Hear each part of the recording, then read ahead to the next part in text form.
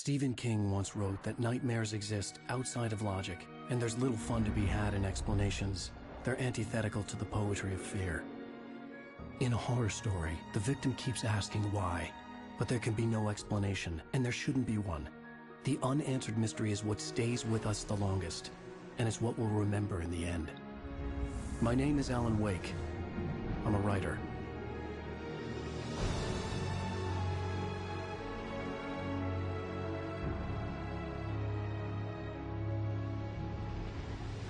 I've always had a vivid imagination, but this dream unsettled me.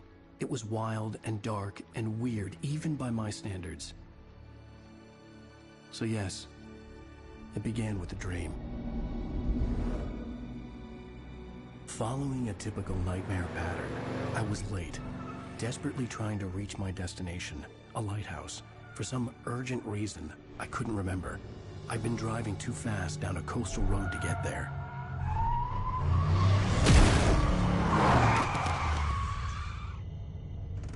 I'd seen the hitchhiker too late.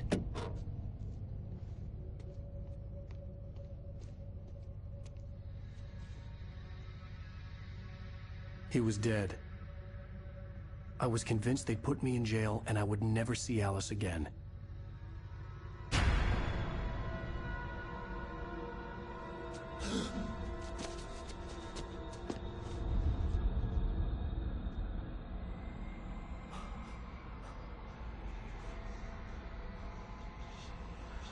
Suddenly, his body was gone. I was in shock from the crash. I could hardly stay on my feet.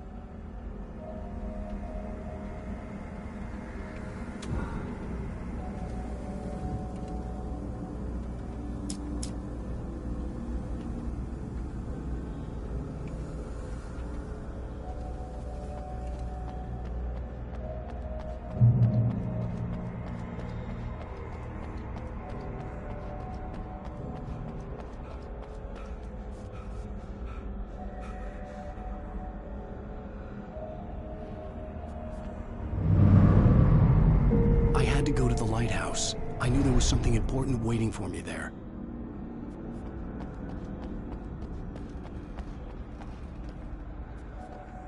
The bridge had collapsed. I'd have to find another way to the lighthouse.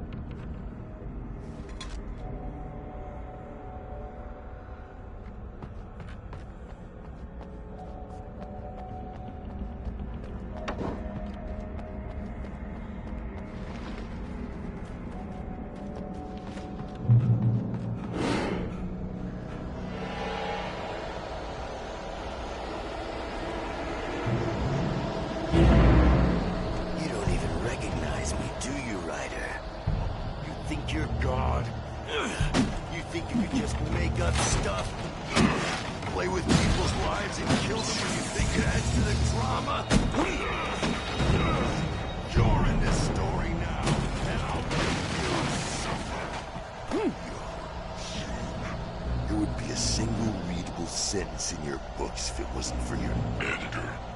You'll never publish another one of your shitty stories, 'cause I'm gonna kill you. It's not like your story's already big. Not like they haven't yet.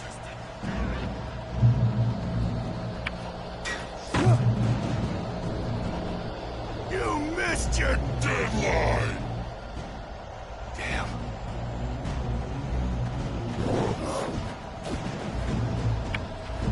You can't stop me!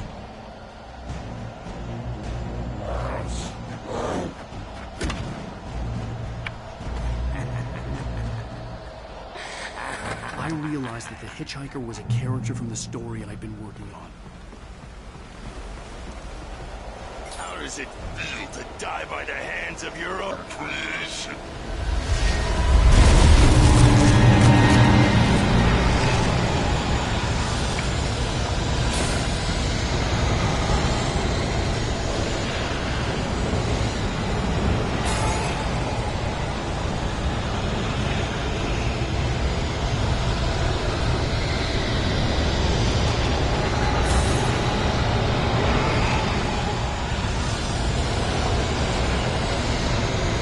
This way!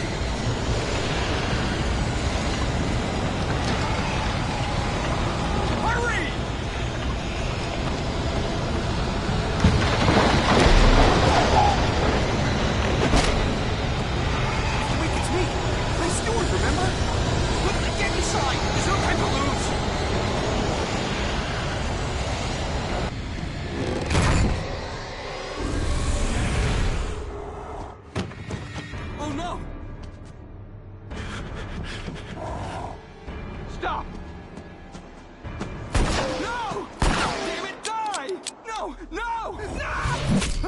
No!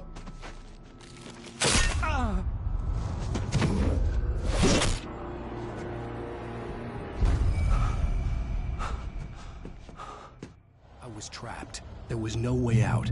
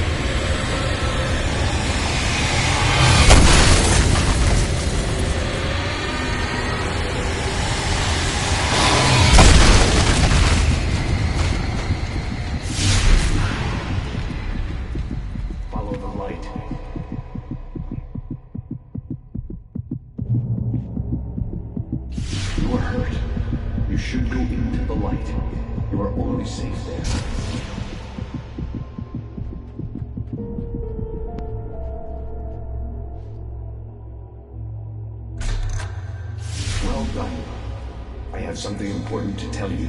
It goes like this.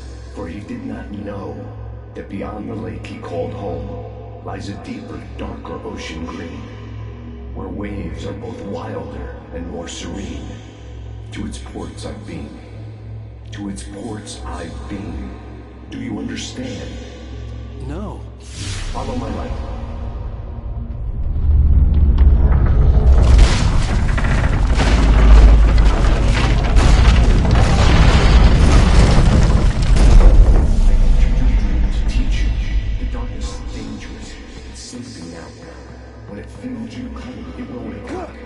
There's no time. I can only show you the most important thing. The hitchhiker has been taken over by the dark presence. You can't hurt him now. The darkness protects him from all harm. Only light can drive the darkness away and make him vulnerable again. Here, take the light. Turn your flashlight toward him and burn the darkness away.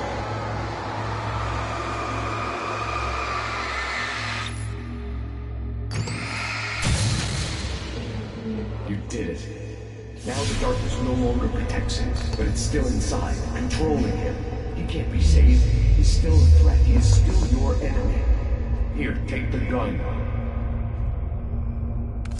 Now you'll die.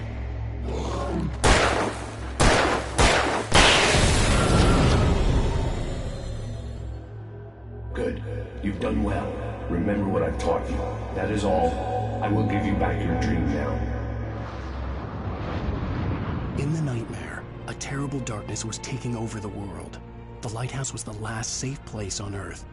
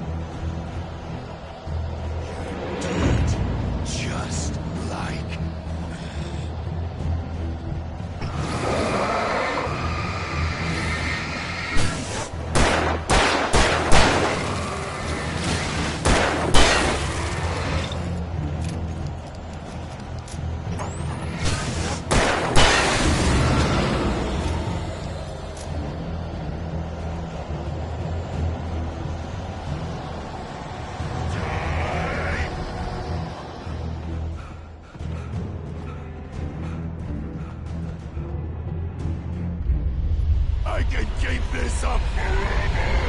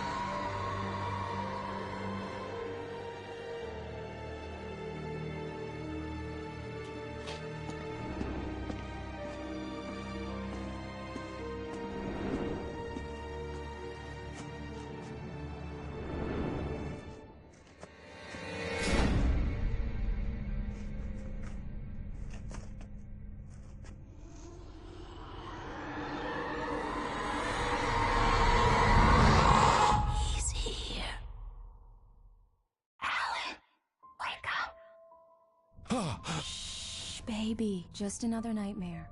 Everything's fine. You dozed off. Right. Anything more than dozed off would be news for everyone. Cheer up, handsome. We're here.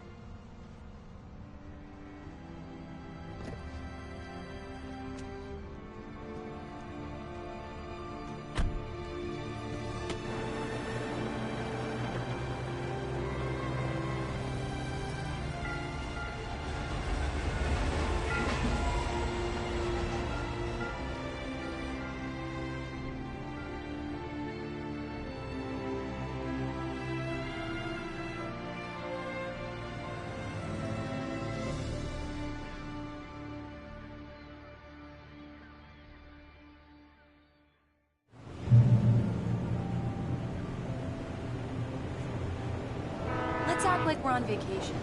Go stand next to that old gentleman there. I want a shot of you with the town in the background. Sure. I'll even give you a title for the shot. A city boy, moments before he got eaten by a bear. Hi. Hello there. You picked a good time to visit our town. Deerfest is just 2 weeks away.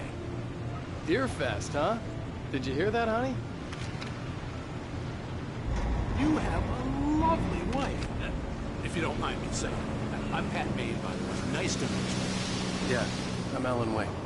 I won't pretend I don't recognize a famous writer such as yourself, Mr. Wake. A pleasure. I'm an avid reader myself. I hope this isn't too presumptuous of me, but I'm the night host at the local radio station. Any chance I can get an interview? Look, Mr. Maine, I'm on vacation. In fact, I'd appreciate it if we could keep my being here just between the two of us. I'm sure you understand. Fair enough. You can trust me to be discreet. Not a hard man to track down if you change your mind, though. I hope you two have a lovely holiday.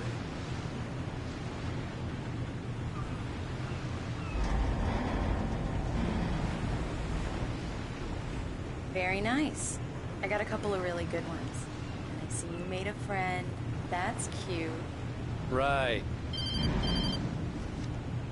Yeah? Hey, bestseller. How's my favorite writer? Are you there yet? Barry.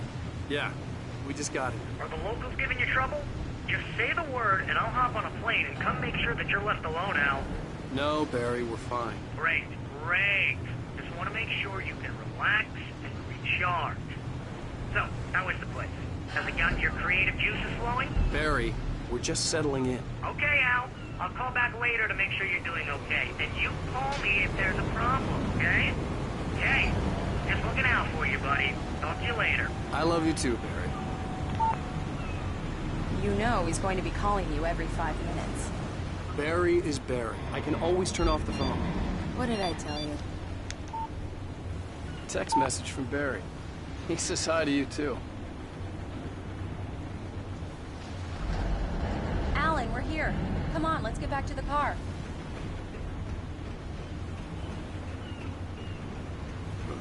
Damn yuppies.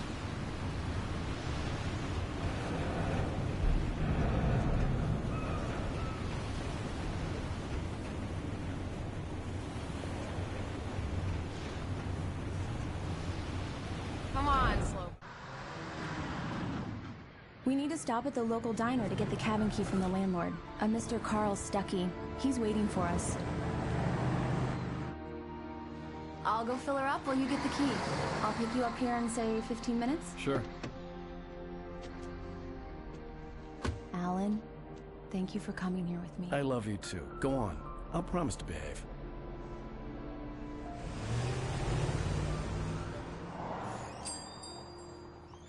I'd forgotten there were still places like this. Towns where everybody knew everybody. Welcome to the Oh Dear Diner. Hi, I was wondering if you could help me. I'm looking for... Mr. Wake. Alan Wake. Oh, God! I am your biggest fan. I know people say that all the time, but I really am. I'm glad to hear that. Rose. Rose, I'm looking for Mr. Stuckey. Carl Stuckey? Carl? Oh, of course, Mr. Wake. He must have gone to visit the restroom. He'll be back in a moment. I can't believe it. I've got all of your books. I got the cutout from the bookstore when they took it out of the window. And you keep it here. Well, okay. Good for you.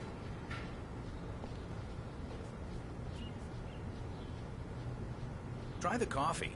Just don't blame me when you fall in love, 'cause it'll break your heart when you have to leave. Rusty here is no longer human. Nothing but black coffee under a thin layer of skin. Yeah, that makes two of us.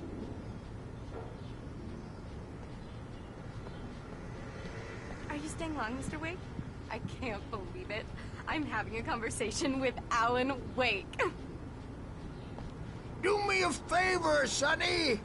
I could really use a tune right now. Coconut, number 6 in the jukebox. I'd do it myself, but both of my legs have gone to sleep. Bad circulation. Yeah. Are you serious? Coconut again? You disgust me. Call yourself a rocker. Unbelievable. Ha! It does that. Get stuck. Yeah, you need to give it a good solid whack.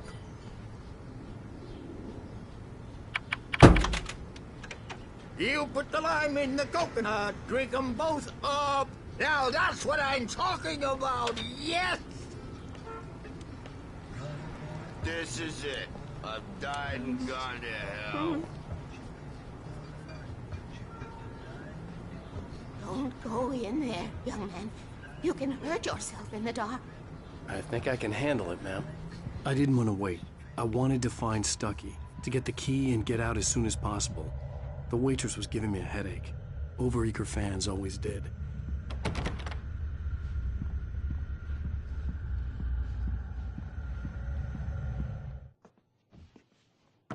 Hello? Mr. Stucky? Carl couldn't make it. Unfortunately, he was taken ill. But I have the key for you and instructions on how to get to the lake. Okay. I wish you a good stay in my cabin. I'll come by later to check how you've settled in. And to meet your wife. I insist. Thanks.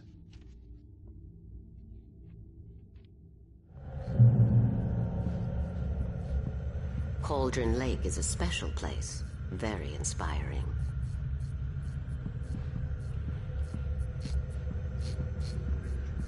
You got lucky this time, young man. You can hurt yourself in the dark. This really ought to be fixed, and then I must remind Sarah to change the lights at the station. It's been too long already.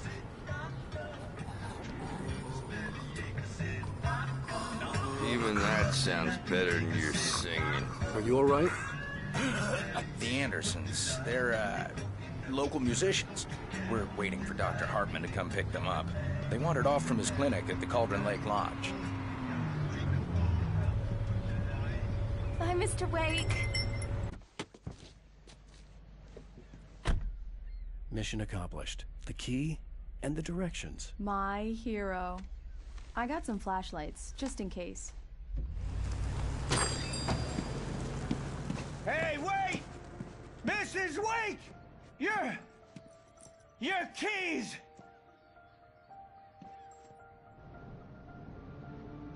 That diner was a real nut house.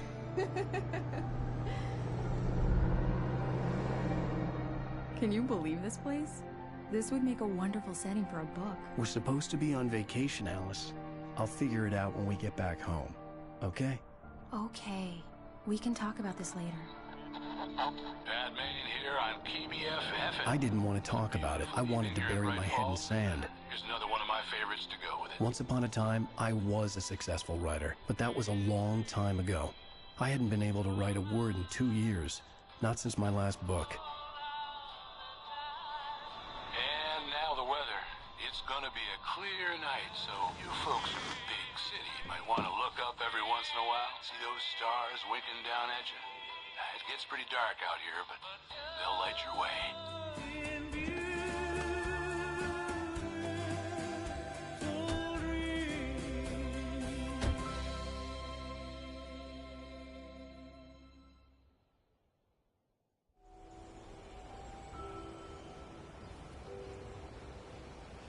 Wow. It's gorgeous, Alan. It's something, all right. Don't worry, honey. I'll get you inside safe and sound before it gets dark. And I've got the flashlight. I know. I'm okay. Alice had a phobia. The fear of darkness. I wanted to make sure we were inside with the lights on before sunset.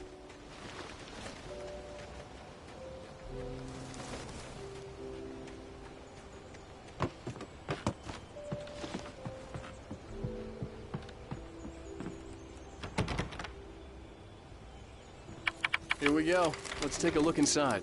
Come on. It's dark in there. We need lights. Can you figure out how to get the power on, honey?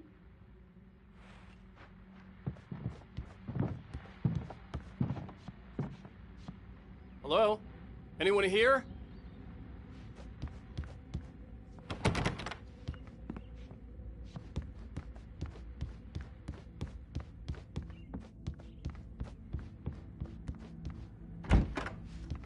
For a moment, the oppressive feel of the nightmare I had seen on the ferry returned. Damn.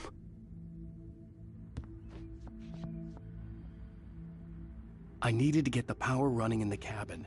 There had to be a fuse box or a generator somewhere on the island. The cabin looked like a time capsule from the 60s, or even earlier.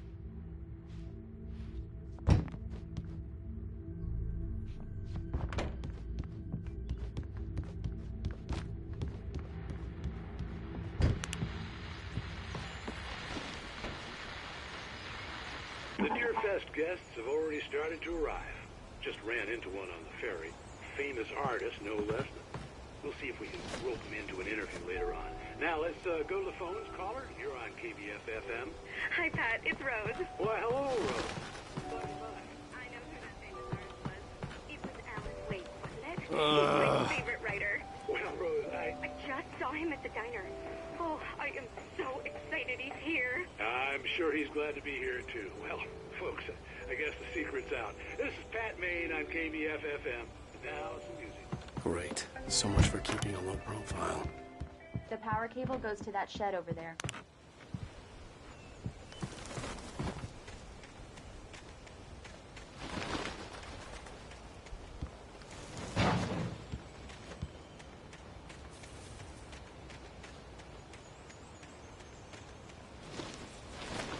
An old generator had been connected to the power cable.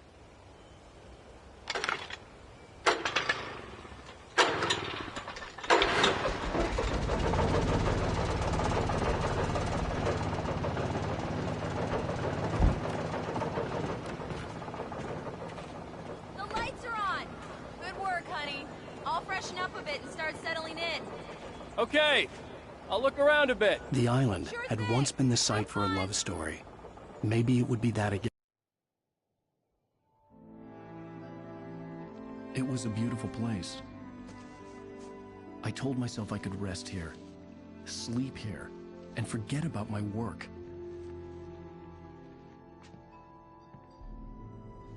I thought we could be happy here.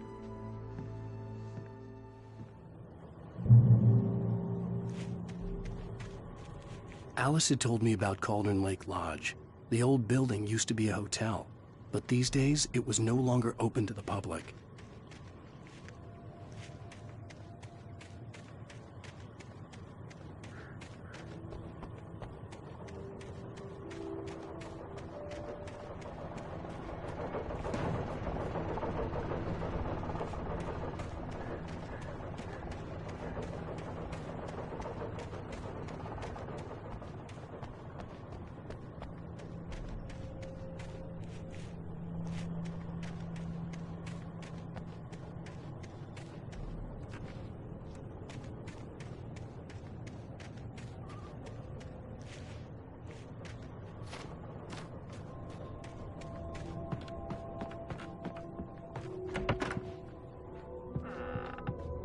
Alice? Honey? Alan, I'm upstairs. I have a surprise for you. Well, hello there. I'm not the surprise. It's in the study. Go take a look. Okay. Surprise! Alice? What is this? I guess I have a small confession to make. I thought maybe you could write here that a change of scenery would get you past... Damn it, Alice, everyone Hey, just hear me out. There's a local doctor, Dr. Hartman. I read a book of his. He has a private clinic here. He specializes in helping artists. Maybe... So now you want to get me committed? No, it's not like that. That's not... Alan? Alan? Just don't! I don't want to hear it! God damn it, Alice! God damn it! I knew she wouldn't follow me in the dark. I needed some time alone to think things through.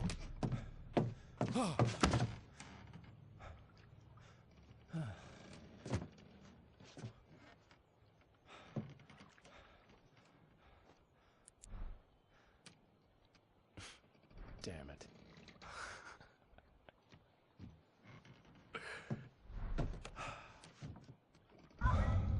Alice?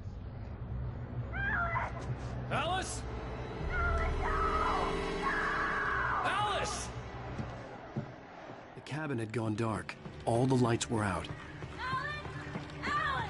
Where are you? Help!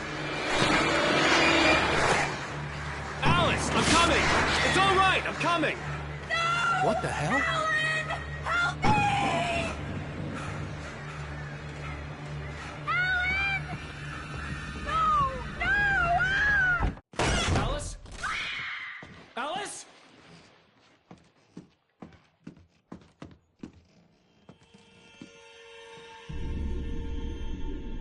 Oh no!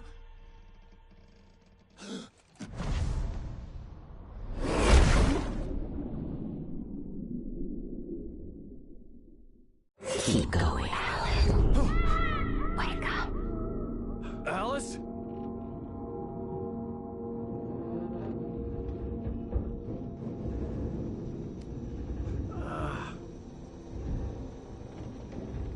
Waking up in the crashed car felt like I had woken from one nightmare and entered another.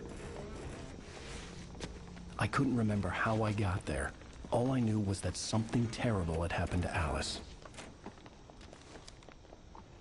The phone was dead. I'd have to find help on foot.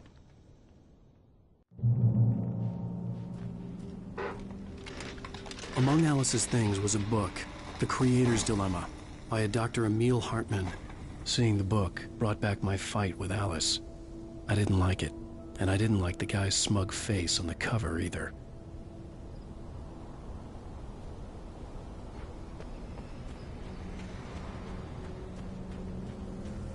The gas station was my best bet. They'd have a phone I could use. It looked like a long hike through the forest to get there.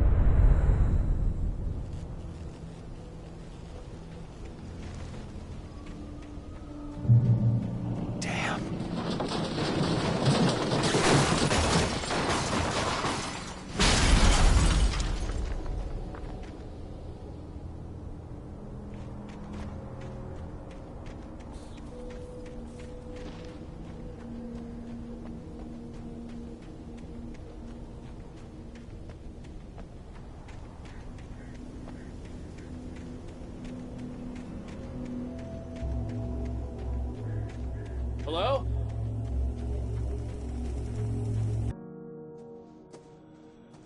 Hello? Is someone there?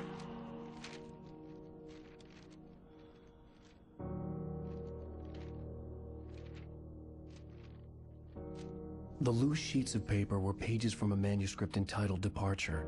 That was the name I planned to use for the next novel I had never gotten started. I was named the author. I hadn't written it. I couldn't remember writing it. In the scene on the page, the hero was attacked by an axe murderer in the woods at night.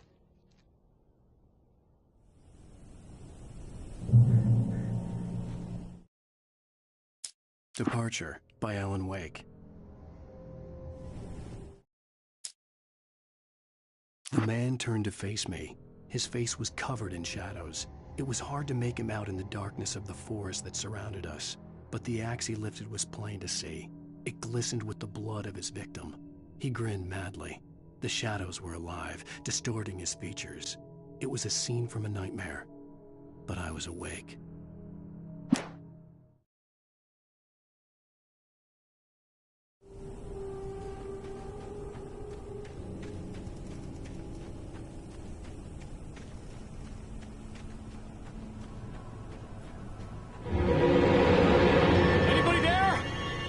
Please! I've been in an accident!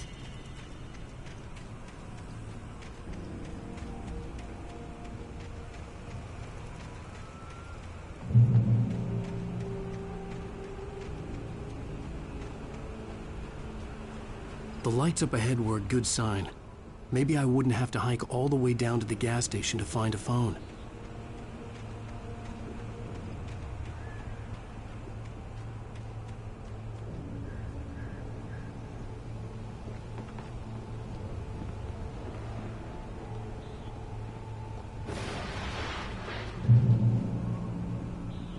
Anybody there? Please! I've been in an accident!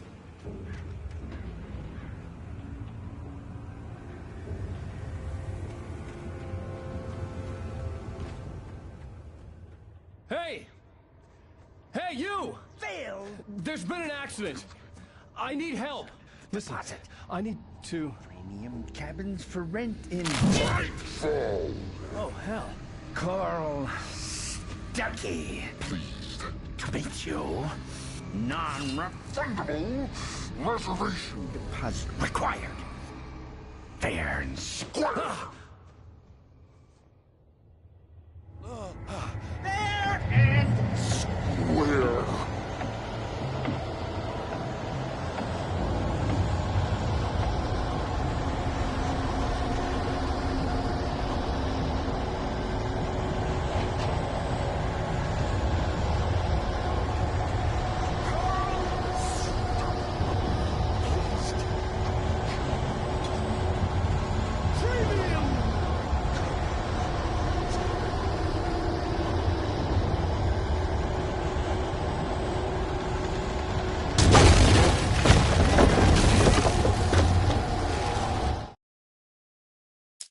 The Taken stood before me. It was impossible to focus on it, as if it stood in a blind spot caused by a brain tumor and eye disease. It was bleeding shadows like ink underwater, like a cloud of blood from a shark bite. I was terrified. I squeezed the flashlight like my life depended on it, willing it to stop coming any closer. Suddenly something gave, and the light seemed to shine brighter.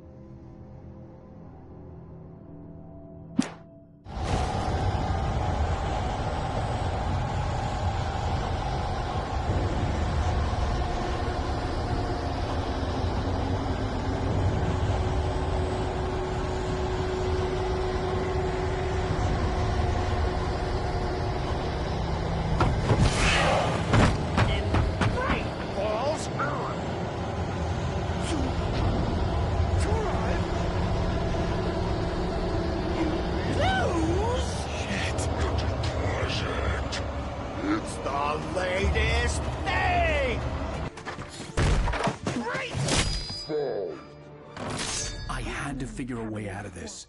Any second now, and Stuckey would be knocking on the door with his axe like Nicholson in The Shining.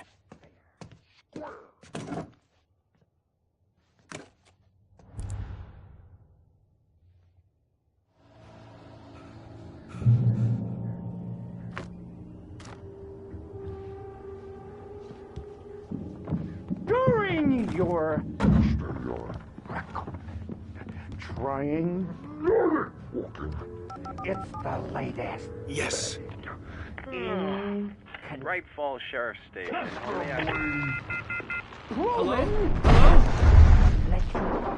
Two. One.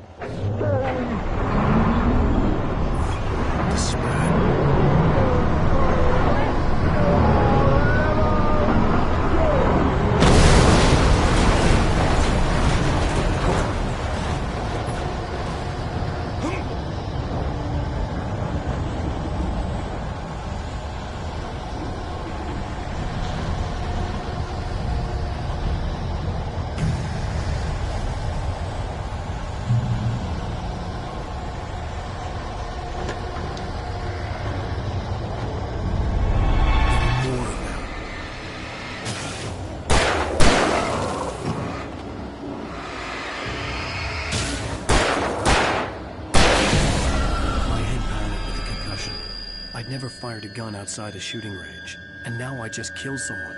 Or something. There were no bodies. They just disappeared. If I was dreaming, it felt real enough to make me sick.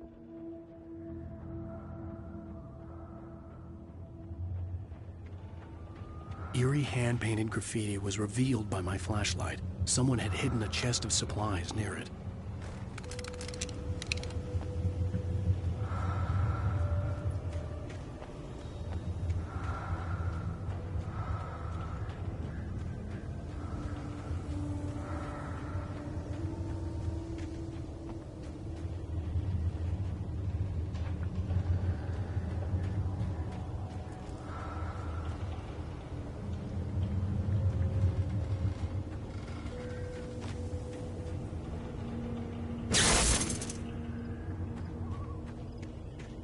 The dark forest was the last place I wanted to go, but I had no choice. I had to get to the gas station.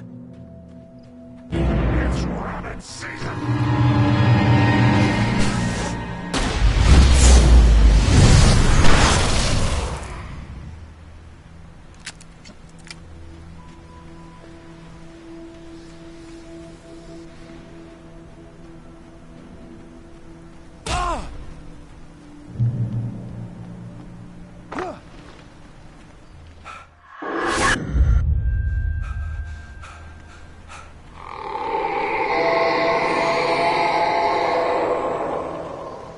Was that?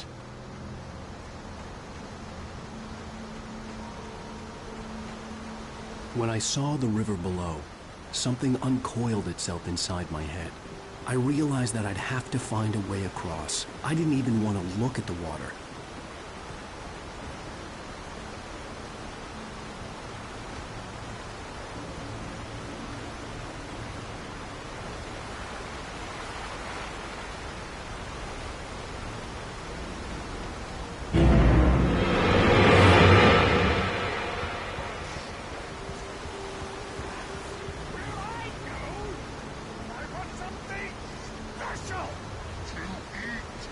Stucky was still out there, in the dark, stalking me.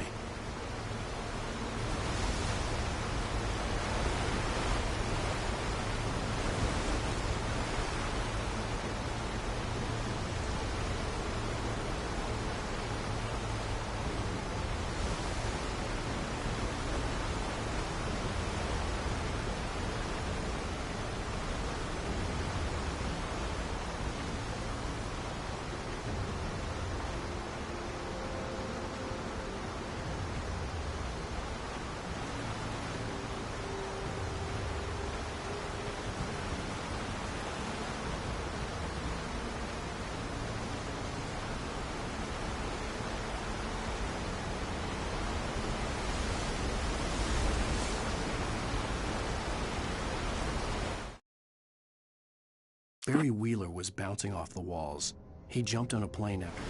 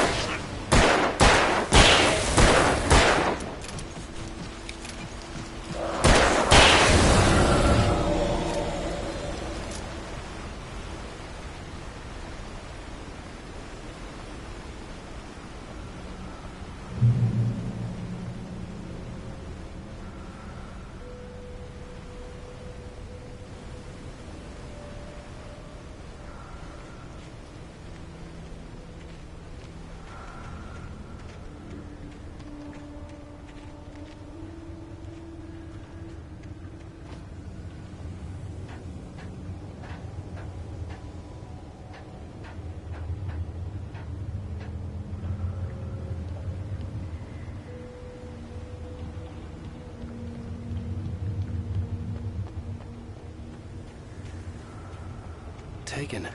They're taken.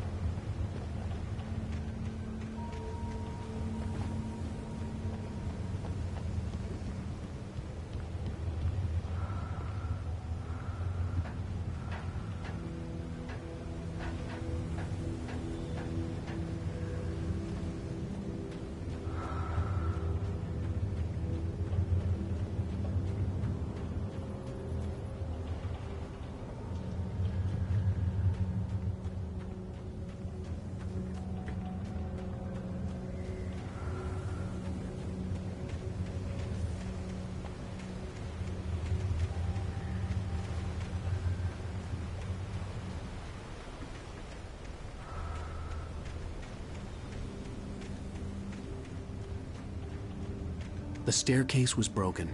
I had to make my way up some other way.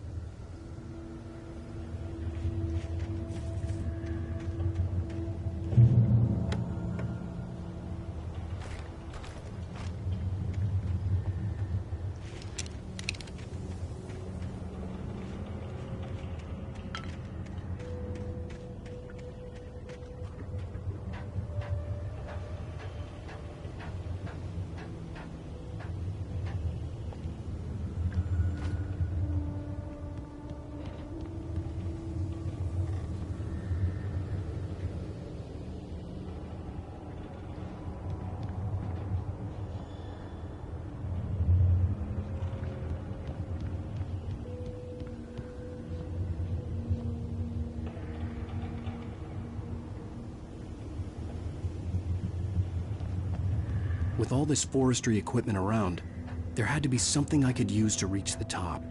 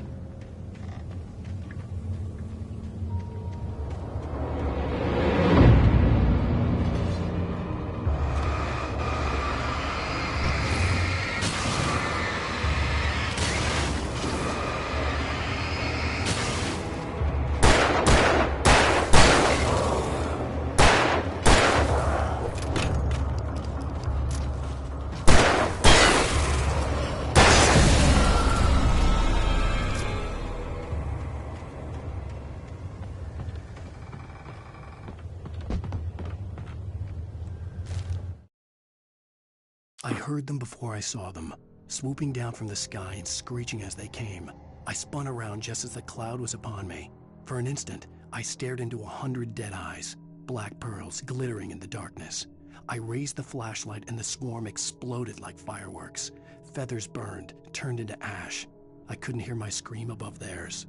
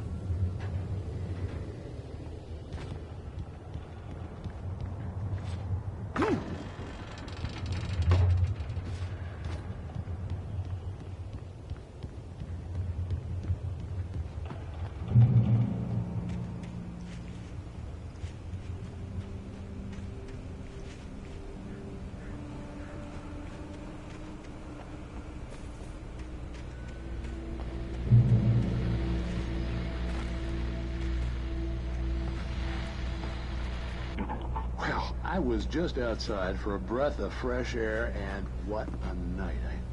I know most of you are probably in your beds by now, but if you're still up and around, take a moment. step outside for a spell and breathe in deep. The weather's absolutely still. The sky is crystal clear. It's like the forest is quietly breathing along with you. As you listeners know, I'm a night owl, and it's on nights like this I wish I wasn't cooped up in the studio. Makes an old man like me wish I could just roam wild. But here I am, and it would keep you company all night long if I weren't. It looks like I'm not the only one staying up late. Caller, you're on the air. Hey, Pat, it's Maurice Horton. Hello, Maurice. What are you up to? Well, I was just taking Toby on his walkies. Oh, isn't it beautiful out there? Sure, but Pat, the reason I called is that Toby heard something rustling in the undergrowth and took off after it, and I couldn't find it. Probably a rabbit. Sure. Toby loves rabbits. Well, sure. Anyway, I figured that, if anyone runs into Toby, they can grab him. My number's on his collar. And Toby's a friendly dog? Toby loves people. Usually he comes back, but we were pretty far from home, and it sounds like he went pretty wild there. Great dog, but just too dumb for his own good. Well, Maurice, it's out there now. Hope Toby comes home soon. Yeah, thanks. You have a good night now.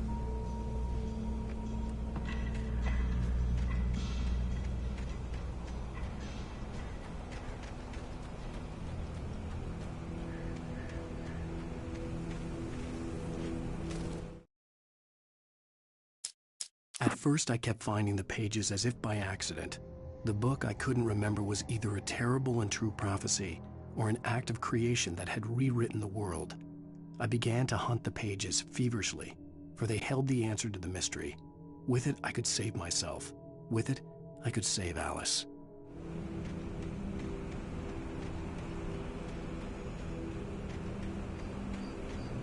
The gas station was closer now, its light welcoming in the darkness. Paul makes the best dogs in the state. Belly Burster is the best with no coat. Monster Dog is second best. The famous dog is...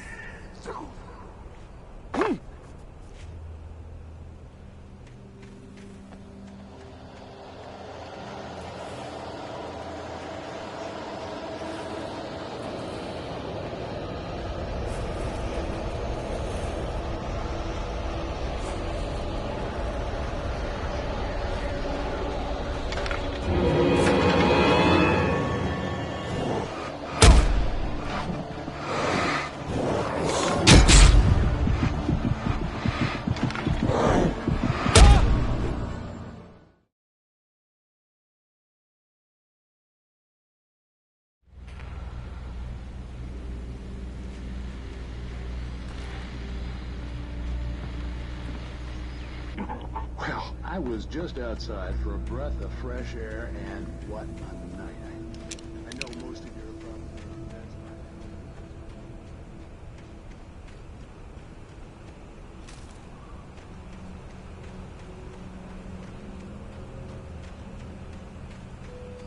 The gas station was closer now, its light welcoming in the darkness.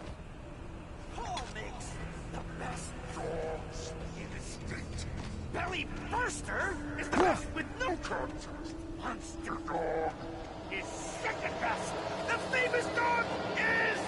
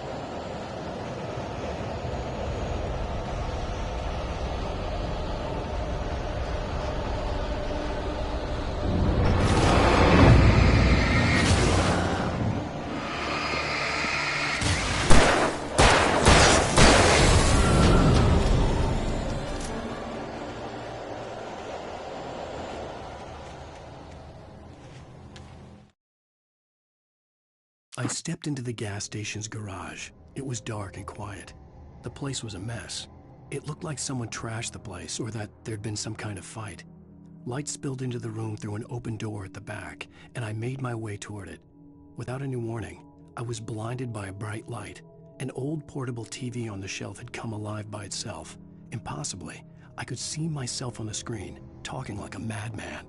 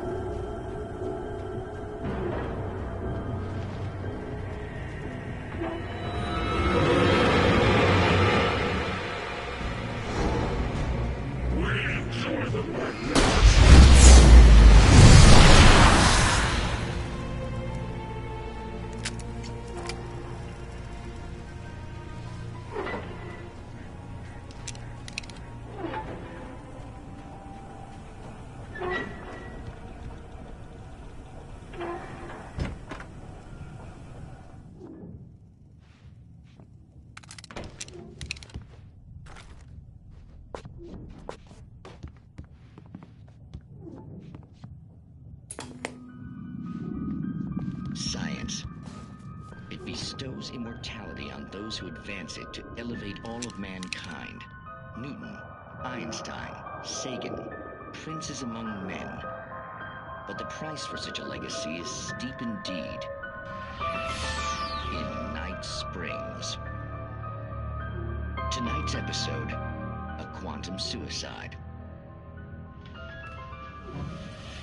If our lives are already written, it would take a courageous man to change the script. Having called a press conference, Dr. Barclay Colvin is about to demonstrate that very courage. Ladies and gentlemen of the press, I am Dr. Barclay Colvin, and I'm glad so many of you could join me here at the Moorcock Institute. Tonight, I'm going to give a practical demonstration of the many worlds interpretation. As you can see, this is a loaded 9mm pistol. It shall be part of a thought experiment. And now, a real experiment, known as a quantum suicide. Did he say suicide? Is that a real gun? He's kidding, right? Please, please, stay calm. There is no risk. Observe what occurs when I place the weapon against my own forehead. Now, you might think this round is merely a dud. Not so. Observe the flower pot. And yet, I myself cannot be harmed with this gun. With each pull of the trigger, two new realities branch off. One in which the weapon didn't fire, and one where it did. With my machine here, I have ensured that this reality is always the former. I have bestowed upon myself quantum immortality. Under no circumstances can this gun kill me. So wait.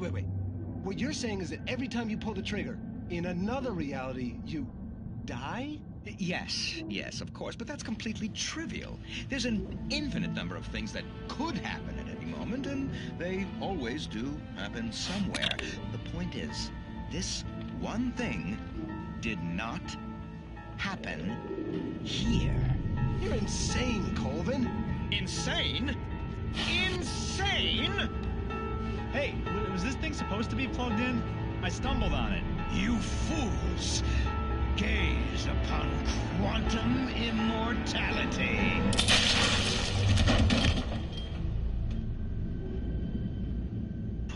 Poor Dr. Colvin, felled by his own hubris or the ignorance of the masses.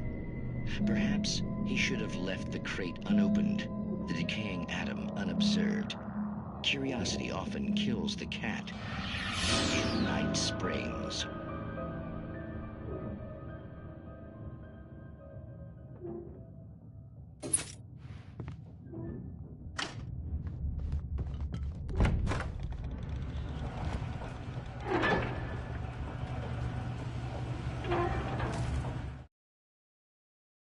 The cabin on Cauldron Lake? She asked. The sheriff looked at me suspiciously.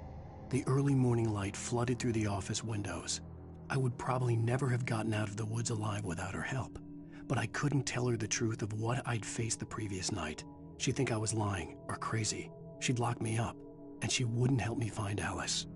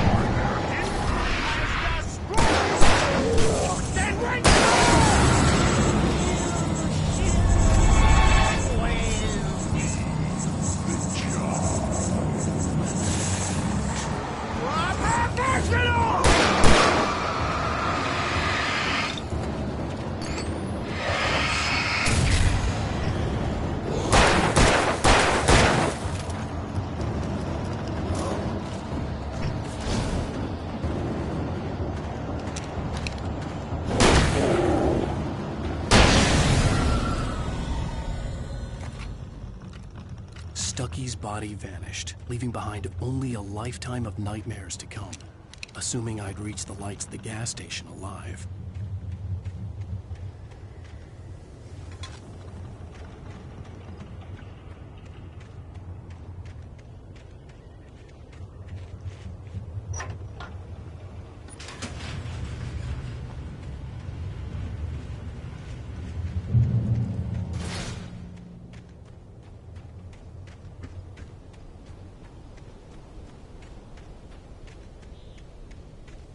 I recognized the parade float I had seen in Bright Falls when I first arrived with Alice.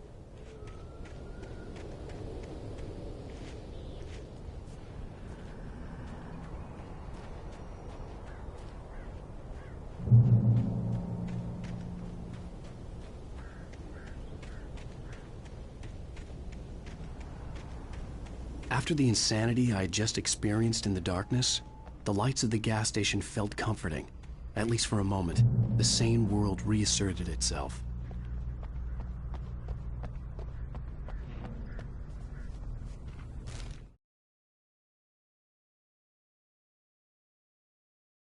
Stucky spat on the garage floor and tried to shake the cobwebs from his head. Ever since the couple never showed to pick up the keys, things had been fuzzy. Something, a feeling caught his attention. Stucky looked up and stared as his brain tried in vain to process the horror before him. He stumbled back, knocking over a can of oil. A black pool spread across the floor while he struggled for a brief moment, then let go as the unrelenting darkness engulfed him. The Deer Fest had been 2 weeks away when we arrived. If the day count on the banner was right, I was missing a whole week between the night we got here and now.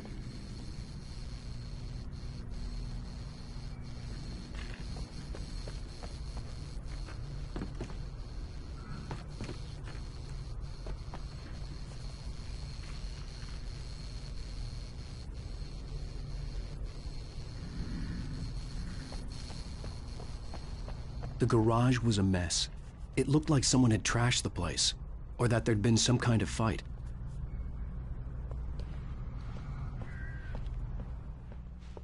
All right. I'll keep writing. Outside, there's only darkness. Outside the cabin, outside the story, there's only darkness. I can feel her presence in the dark. Just now, I could smell her perfume in the room. I'll reach her. I'll fix it up. I'll bring her back. The story will come true. If I stop, she's lost. I don't believe this. It'd been me on the TV, talking crazy. Was I losing my mind?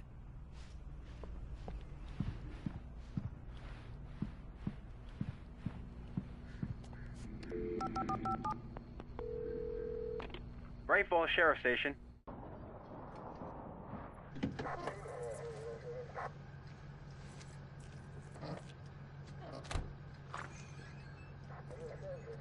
Oh, thank God, Sheriff. Sheriff Sarah Breaker. You are... I'm Alan Wake, but listen. I was in a car crash. My wife, Alice, she's missing. Calm down, Mr. Wake. We were staying in a cabin on the island, on Cauldron Lake. There's no island on Cauldron Lake. Not since the big eruption in the 70s. Please, I can take you there, okay? You look like you've taken a pretty bad knock to the head. Are you okay? Listen. We'll figure this out. Please get in the car. We'll swing by the lake and then we'll go to the station, okay? Mr. Wake, have you seen Stucky, the guy who owns this place? I realized I couldn't tell her what had happened in the forest. She wouldn't have believed me. And then she wouldn't have helped me with Alice.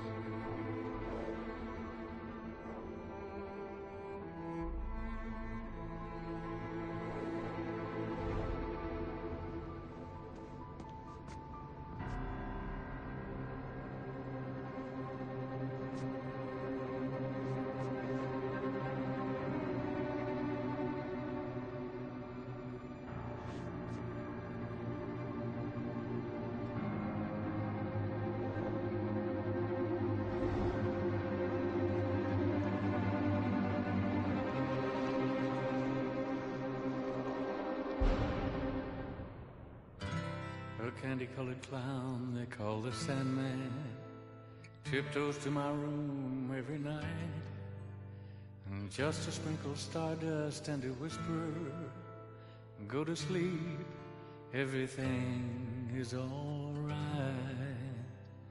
I close my eyes, then I drift over. Previously on Alan Wake.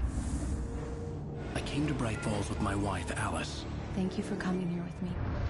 I thought maybe you could write here. I don't want to hear it! God damn it, Alice! Now, she's missing. Alice? Alice? I woke up behind the wheel of a crashed car. I'm missing a week. I was attacked by shadowy men straight from a nightmare. The sheriff took me to the lake Alice and I had stayed at, but the cabin had disappeared.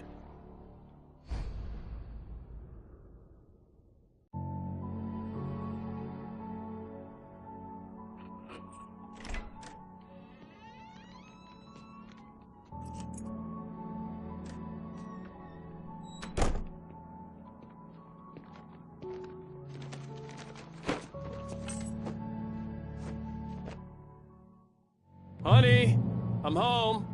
Back here, sweetie. How was it? Worst weather I've ever seen. You should put some coffee on. It'll warm you up. Hey, handsome. This is gonna be a long night, but these shots are turning out great. I guess you're gonna need that coffee then. I'll go put it on.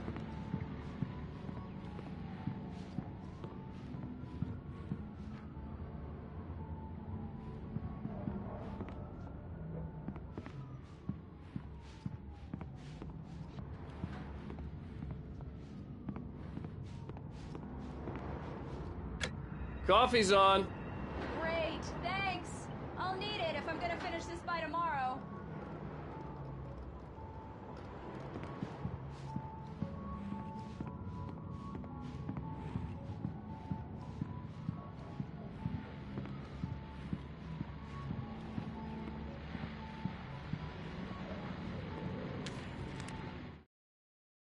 It's true what they say about the fall and the sudden stop at the end. I'd lain here in the snow while the lurid chain of scenes that had led me here kept playing in my head. A rerun of my own private snuff movie. A memory of my corpse. Alone at my own wake. Thinking in metaphors again. The femme fatale was gone. Only a sour taste remained of the kiss that killed me.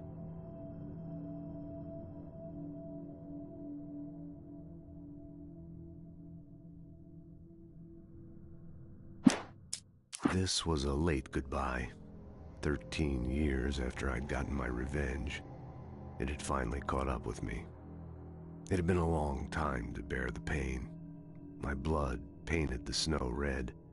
A gruesome slushy dissolved all the scattered painkillers and leisurely dripped down to the sewer, mingling with the bile of the city, becoming one with it. I can see them now. My wife and my baby. Honey, I'm home.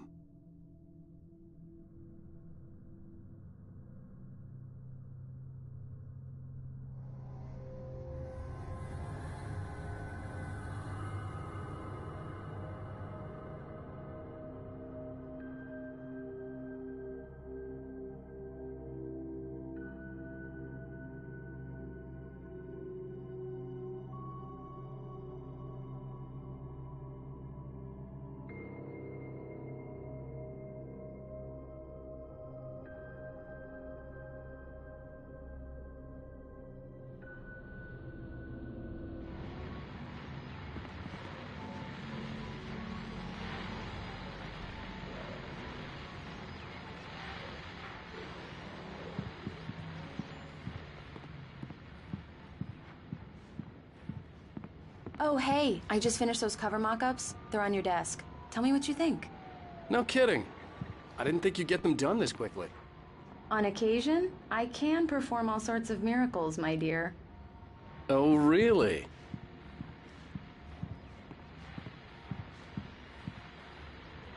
These look really good.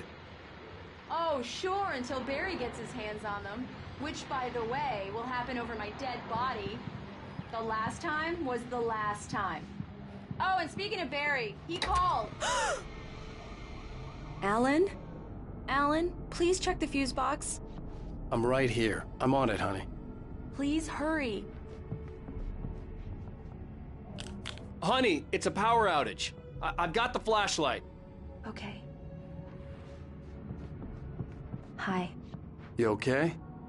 I'm sorry. It just really spooked me. Don't worry. We'll just break out the candles. I know, it's stupid, but it's just... Especially when I'm not prepared for it, you know? It gets to me. I love you. Tell me a story, writer. Okay. I used to have these nightmares when I was a kid. The dark really spooked me, too. When it got really bad, my mom gave me this old light switch. She called it the clicker. The clicker, huh? Yeah. If I ever got scared of the dark, I could just flip the switch and a magic light would scare the monsters away. Oh, sure. Here it is. Alan. Maybe it'll help you, too. Yeah, nice story, writer boy. You made that up right now, didn't you? No. Seriously. I love you, even if you are a liar. Thanks for this.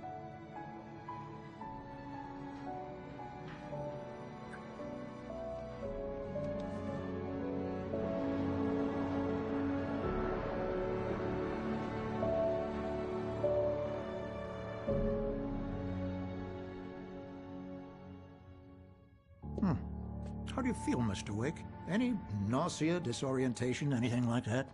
Mr. Wake, how are you feeling?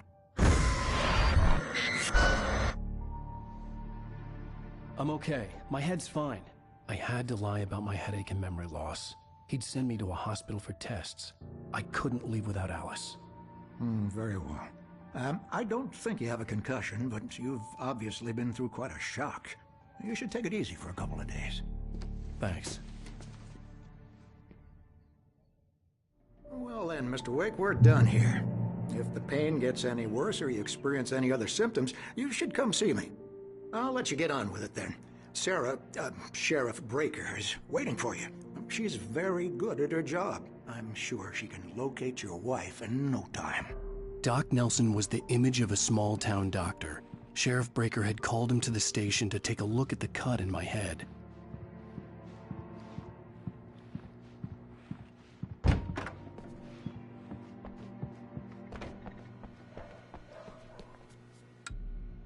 Thank you for testing the lights, Miss Weaver.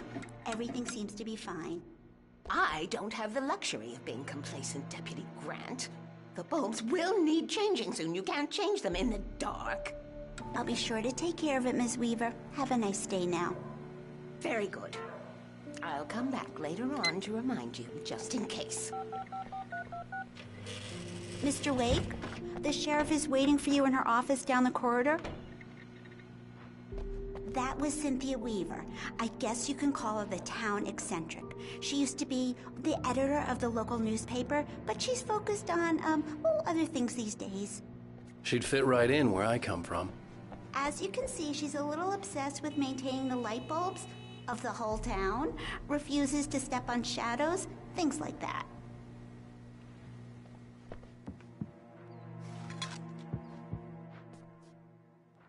Yeah, it's Mulligan here. I'm at Stucky's gas station with Thornton. There's no sign of him. Over. Wait. Yeah, this is Thornton. Look, we've located the brake float. It's here. That's some good news, right? Stucky was supposed to be driving it at the rehearsals today. Over. Oh, give me that. Mulligan here. Looks like someone really thrashed the garage. Over. Okay, roger that, guys.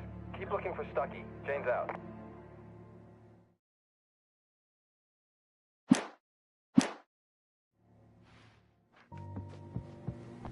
The sheriff wants to see you in her office, Mr. Wake.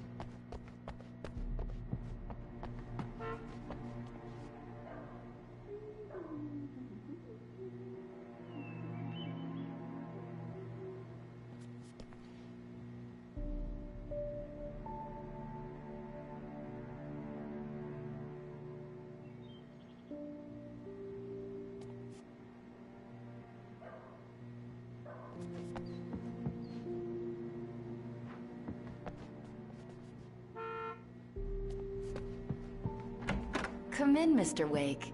Your phone's on the desk. The battery was dead. It's charged now. Have you started looking for my wife yet? My men are already on it. Now, can you tell me what happened? I'm not sure. I can't remember. We were arguing. I walked out of the cabin. The cabin on Cauldron Lake? How did you end up at Stucky's gas station? I wanted to tell her what had happened last night, but I couldn't. She'd lock me up. Excuse me. I need to take this. Hello? Alan, please help me. Alice? Stop talking to the law. You'll do exactly what I say if you ever want to see your wife. Who is this? Go to the back lot. There's a hole in the fence on the left. Look inside the junker. I left a little something there to convince you we're all on the same page here. After you ditch the cops, you're gonna meet me in Elderwood National Park. Mr. Wade, There's can a I spot help you called with Lover's anything? Peak. Midnight. Don't do nothing stupid, pal. We're watching you. I couldn't go anywhere yet. I had to play along with the caller. Alice's life was at stake. Hey, mister! Hey, can you turn the light? The light's on! The deputies, they don't understand. They won't listen to me. I need it to be bright in here. Thank you, man, thank you. Hey, you're all right. You're a good guy. Don't let anybody tell you different. You know, I shouldn't even be in here. The cops, they got it all wrong. See, sure, I beat him up, but I wasn't drunk. I mean, I wasn't drunk at the time. I only got drunk afterward. Okay, listen.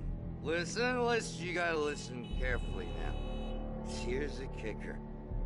That wasn't Danny. No, sir. It only looked like him. You wanna know who it really was? I'll tell you who it really was. It was a goddamn space alien! I know it sounds like something a drunk would say, but believe me, I wasn't drunk then.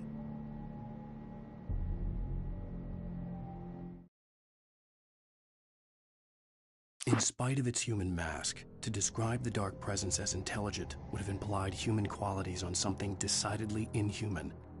Nonetheless, it found the one spot in the diner that was dark enough. Some light spilled into the corridor, ravaging it. But it took the pain. Horrible as it was, the writer would soon fix that. He would be coming to the one place where it still had power.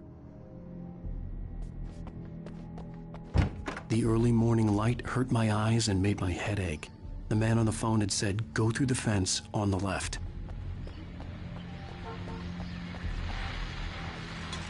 Well, folks, it's been another long night, and it's about time for me to sign off for a while. God knows I need my beauty sleep. Just one more item before I go. It's been a busy night for the Sheriff's Department. We've had a few broken windows, even a report of shots fired on Main Street. Deputies Mulligan and Thornton had to deal with two intoxicated young men who were celebrating the completion of their Deerfest float. Now, folks, we get this every year. I know it's exciting that the big day's almost here, but let's save it for the party and leave the gunplay for the shooting competition, huh? There's no point in getting all worked up yet.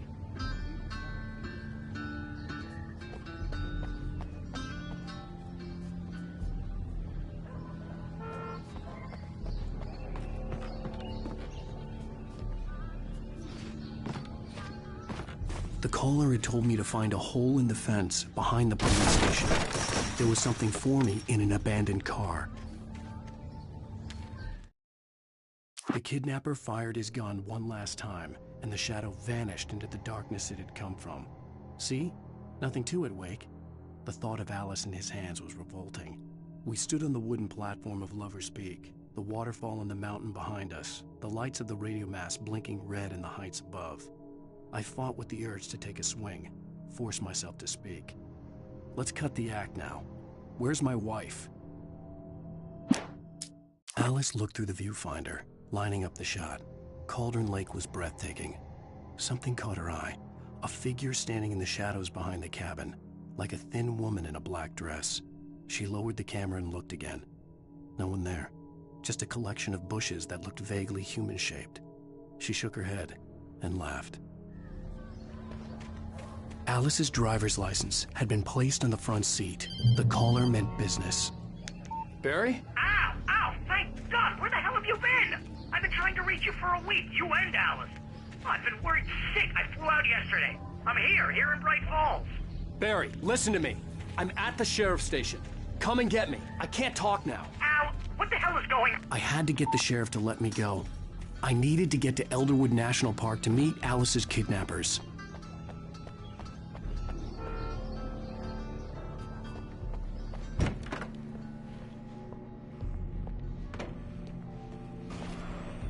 A writer is a light that reveals the world of his story from darkness, shapes it from nothingness.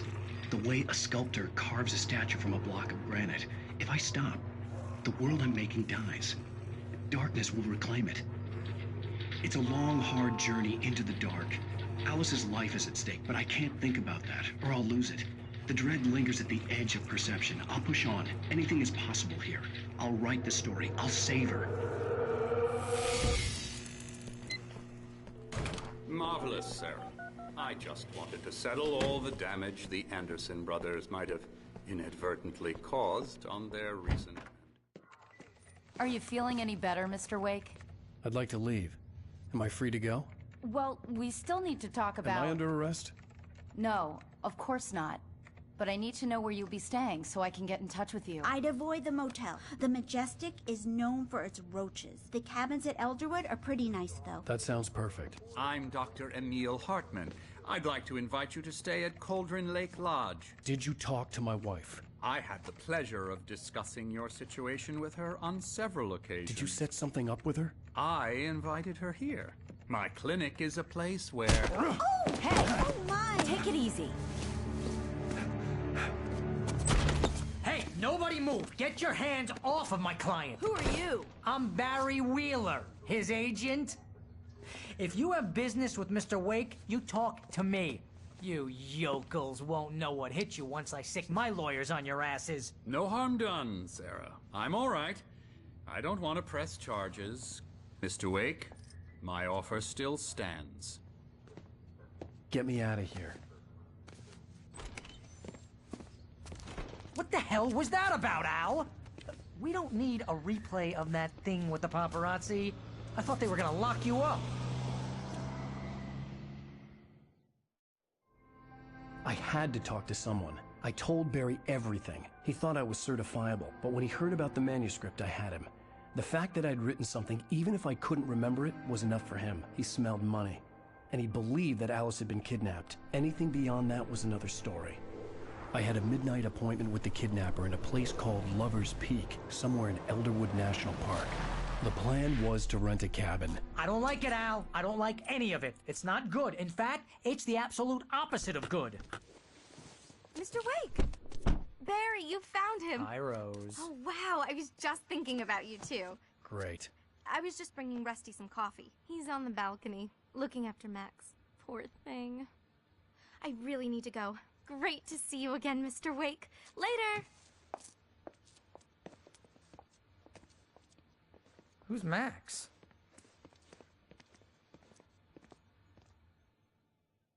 What an airhead. Jeez, Mr. Takes a swing at everybody. This is not her fault.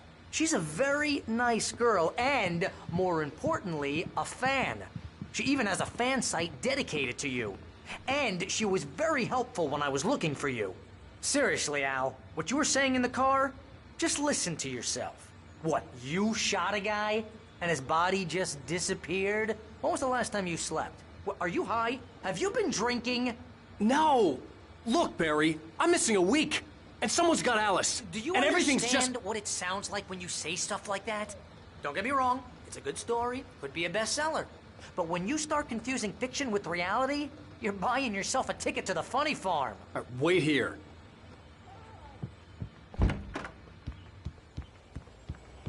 Easy there, boy. I'm almost done. Hey, Rusty, right? You rent cabins. Oh, Mr. Wake. I'd shake your hand, but mine are kind of full here. Actually, I'm sorry about this. Would you mind grabbing the registration form from the desk? It's just across from Bucktooth Charlie. Okay, sure. What happened? Crazy poachers. Max here got his foot caught in a trap. They're illegal to use here. Hell, you're not supposed to hunt within the park at all. But that doesn't stop some lowlifes. Well, at least Max is gonna be okay. He got lucky. Max is still groggy from the shot I gave him, and I'd rather not leave him alone just yet. The form's on the desk across from the mammoth skeleton. Seriously, Al, you can't just go and meet a kidnapper. Those situations always end up in disaster. You gotta talk to the cops. She's my wife, and it's my call. Can we talk about this later? No. This whole thing... Listen, you hit your head. I mean, geez, Al, come on. You gotta understand how crazy all this sounds. If you're trying to pull a joke on me, freak me out, it's working. Ha ha, let's have a laugh on Barry. Well, you had me going there real funny, Al. You can quit it now.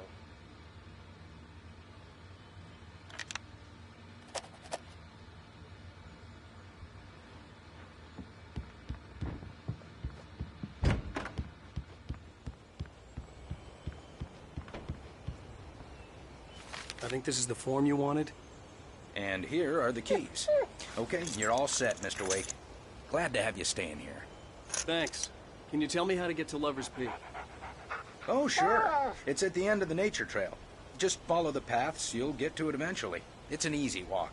Nice spot, too. If you have any trouble finding it, just keep your eyes on the radio mast. It's right below that. Look, Al, you're asking me to believe that you shot a dude who went poof, into thin air. A guy who was bulletproof until you pointed a flashlight at him. You hear that from people who end up spending time in padded rooms, strapped to their beds, wearing white shirts with too long tangled up sleeves, and eating a healthy diet of pills. Al, you make cruel jokes about people who believe that kind of stuff. You're the skeptic. You gave me an hour-long lecture on homeopathy last month. What was it? If there's no proof, it's pure bullshit. Period. Guess the laugh's on me then. Al, come on! I mean, okay. Okay, maybe something weird happened to you, okay? Well, thanks for the heartfelt vote of confidence. All I'm saying is you gotta throw me a bone here, bestseller. What would you think if it was me? There's no way you should be going out at midnight with a gun. No one asked you to come here, Barry. Either work with me on this or go straight back to New York. Your choice. Uh-huh.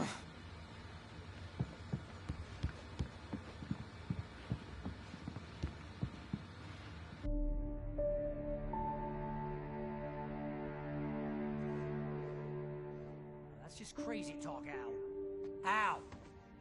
Al? We should go to the sheriff or call the FBI. Damn it, Barry, they'll kill her!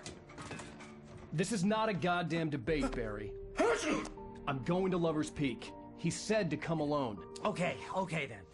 I understand. You're my best friend, and I'm worried that you're not right in the head. Tell me what to do to help, and I'll do it. You stay here, and if I'm not back by morning, call the cavalry.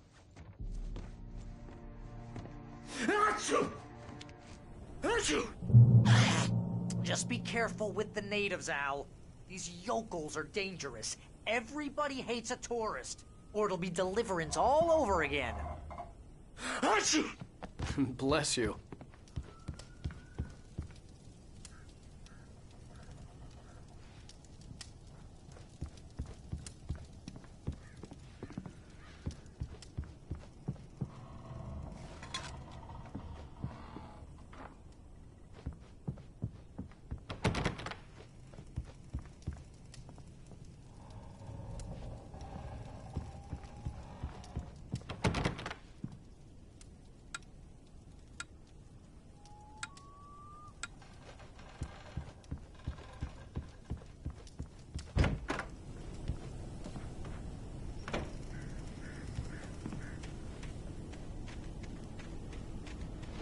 I'll wait here, Al. I'll hold down the fort. I'll be with you in spirit every step of the way, Al. Walking the door now.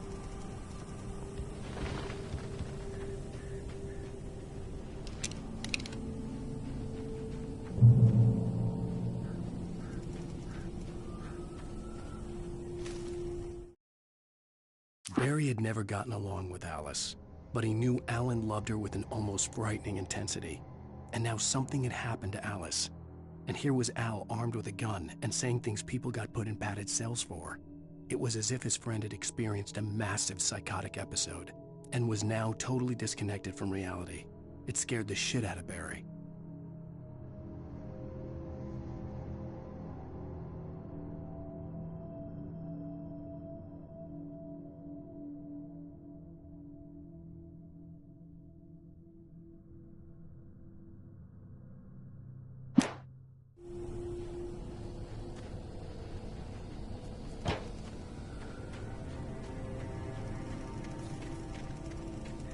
I knew I should have gone to the cops.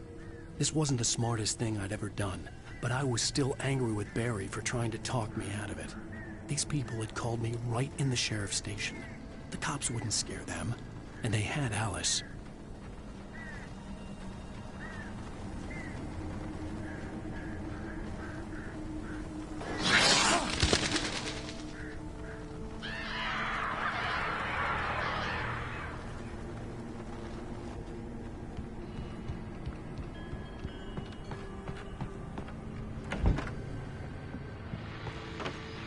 Welcome back to the show, folks. As promised, our very own Dr. Nelson has just parked his rear end in the studio. Doc, what's your Deerfest plan like? My plan? You make it sound a lot more organized than I ever seem to manage.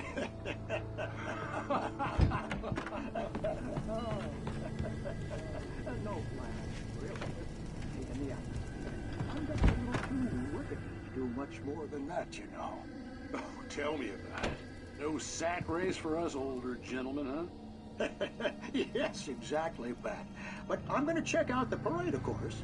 And I'll be one of the pie contest judges, too. Well, that takes a different kind of constitution.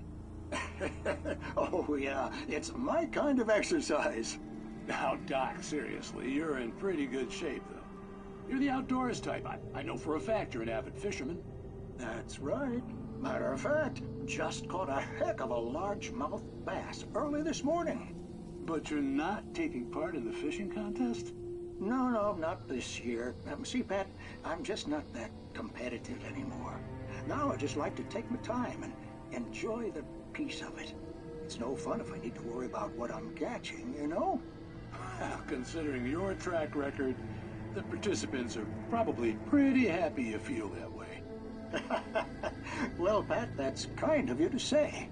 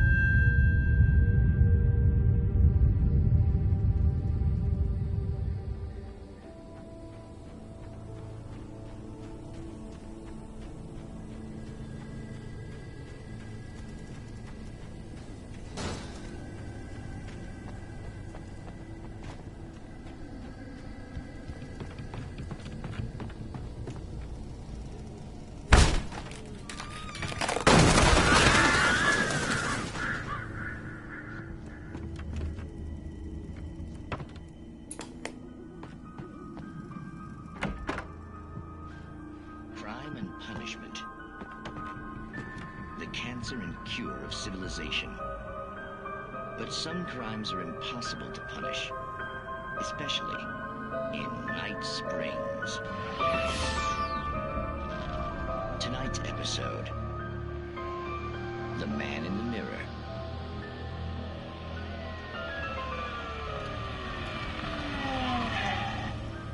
He's inside, Agent. He's a weird one. So, you're confessing to killing that guy, huh? Why? Had it coming? Yeah, but why would you do that? I mean, you're a nice guy. Normal. Took a kid to a soccer game. So how come at the game, you pick a guy and, quoting from the arresting officer's report here, assault the victim's head area repeatedly with the weapon of choice being a pair of bare fists? Wow, that sentence really flows, huh? Maybe you're not the literary type. Okay, so you mess him up. But why? Who was that guy? We couldn't ID him. Why would a guy like you do him like that? I didn't like his face? Well, you must have hated it, because you really went to town there. I mean, there's no way to tell what he looked like. No ID on him either. That must be difficult. But then we ran the fingerprints. Got a match. Your prints. Identical. Huh, how about that? Your son said you were wearing a white shirt when you took him to the game. But the white shirt is on the dead guy. It's plenty red now. You won't get away with this. Do you really think that's in any way relevant to me? I had plenty of time to talk to my boy before the cops arrived, you know? He won't stop screaming, am I right? You think he's ever gonna be okay? I left my mark. Believe me. You bastard. What? You gonna shoot me? What's the point? I'm going to prison. You got me. I don't understand any of this. And you never will. Don't worry. Maybe you'll see me again, Agent. Maybe in the mirror.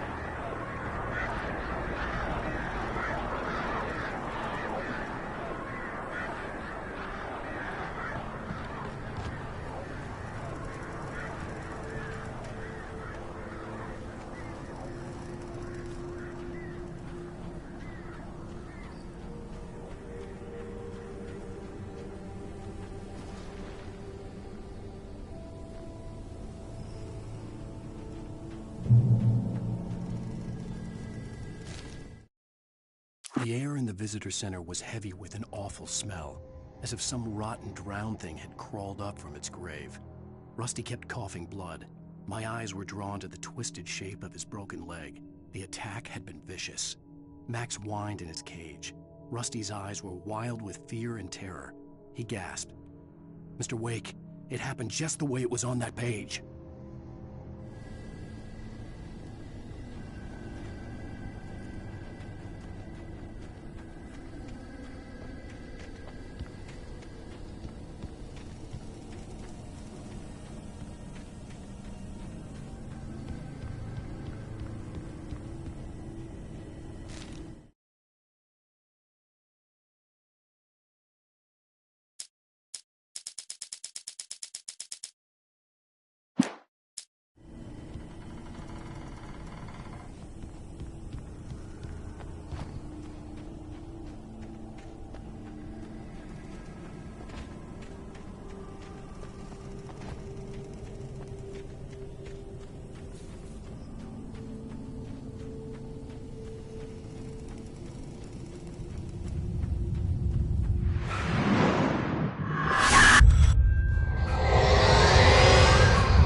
Vision left me weak. This was no head injury.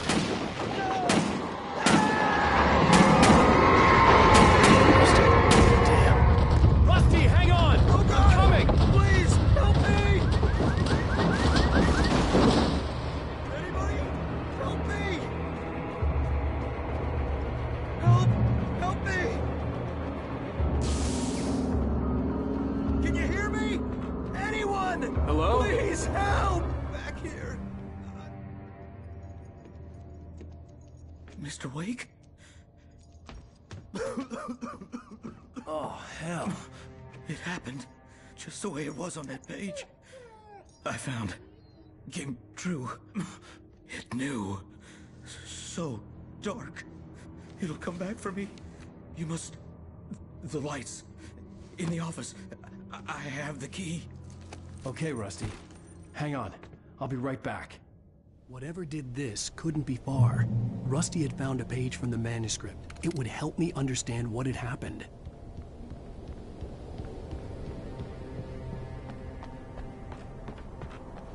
The only way to make sure that Rusty was safe was to get the power running and the lights back on.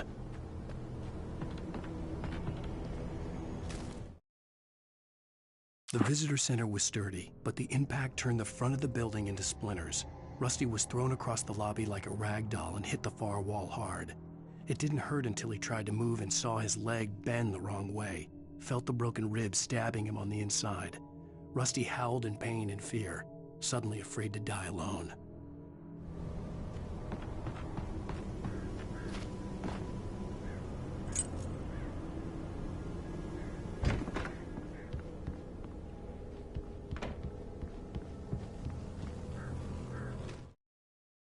At the last instant, I changed direction and threw myself down. The axe splintered the trunk of a tree.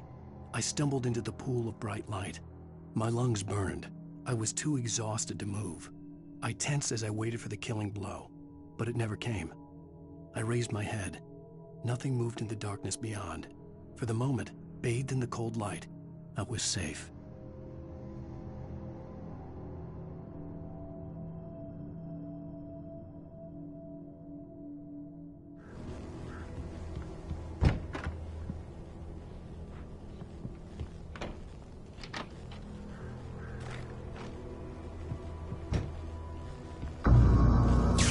Too late. Someone had destroyed the circuit breaker. There was no way to get the lights back on.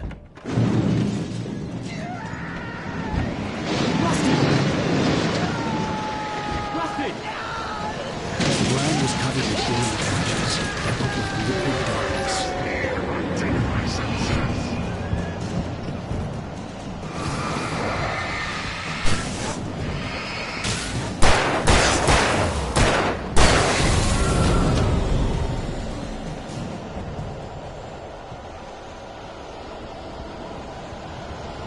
Something had torn a mammoth-sized hole in the wall.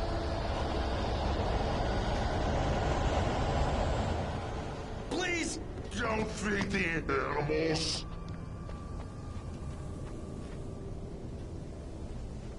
Fishing is only purchase of park. Fishing license. Obey. The park ranger's instructions. Rusty, no! Never! Yarrows go to the 100 yards! 2 bears and wolves! Never approach any other wolf! Look closer than... Pets must be leashed! At all times! Never leave your pet unattended! It is...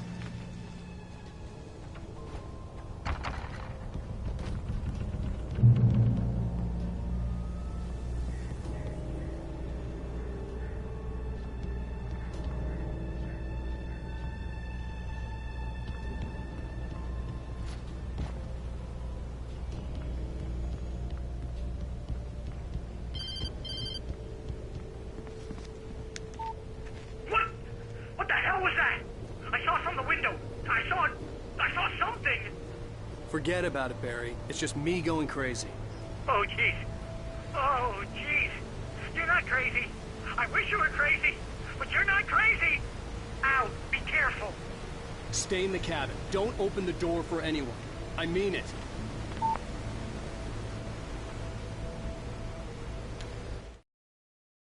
In that last instant of consciousness, Rusty thought about Rose.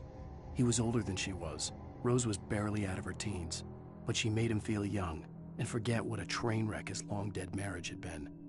He still wore the ring. He'd been waiting for her to tell him to take it off. Now she never would.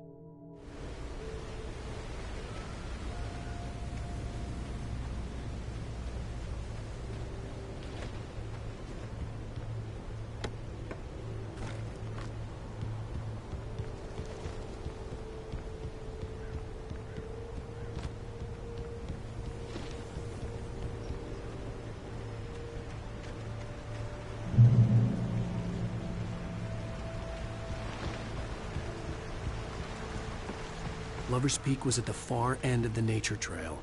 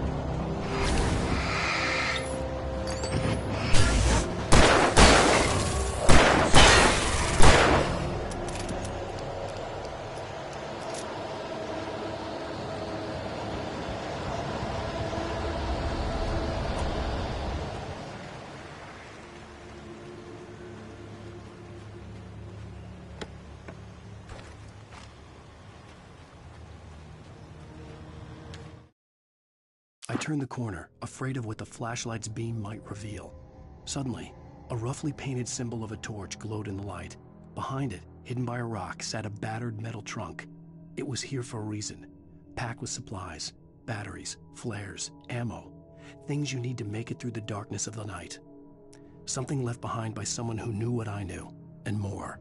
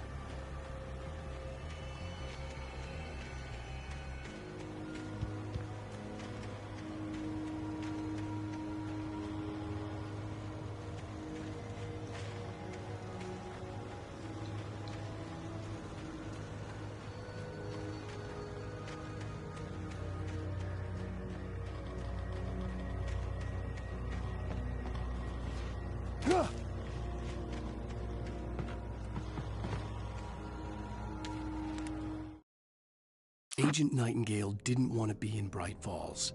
These little communities revolted him, and he didn't like the trees or the coffee. He now knew that impossible horrors lurked behind the storefronts and smiles. He desperately wanted to turn the car around and just drive until he passed out or ran out of road and booze. But he had a job to do. He had a rider to catch, at any cost.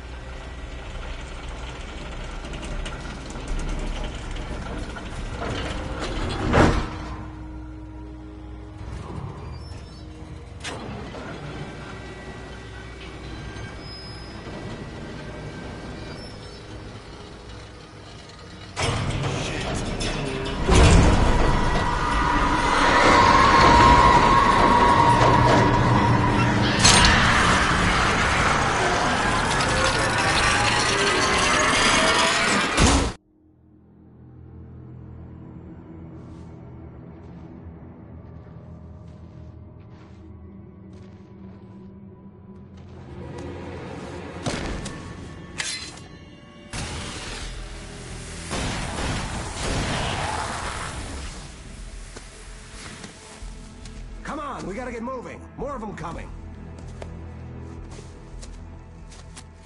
That flashlight's kid stuff. The flares won't keep the bastards away.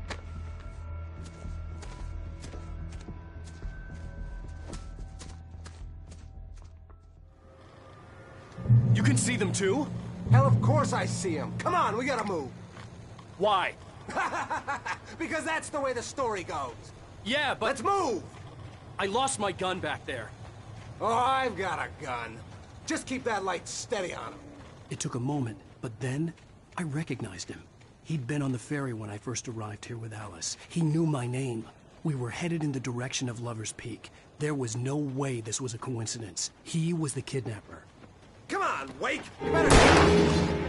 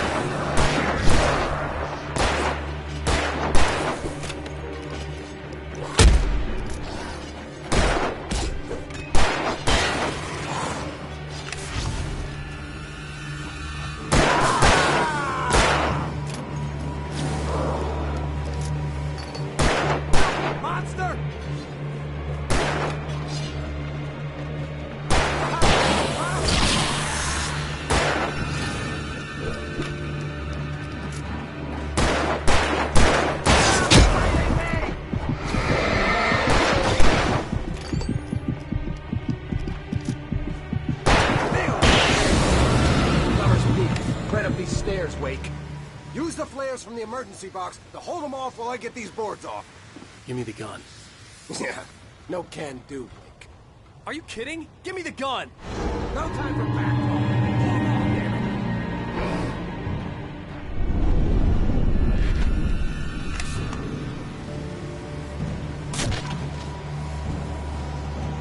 Just a little longer. Scare them off.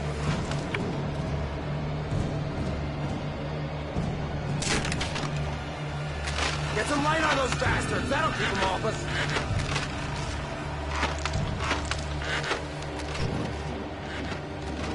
Just a little longer. I almost got it. Okay, it's open. Move it or lose it.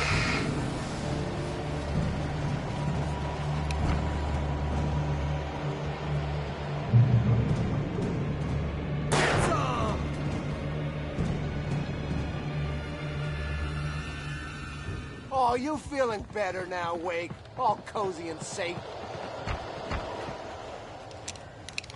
Better get ready. They'll be on us soon.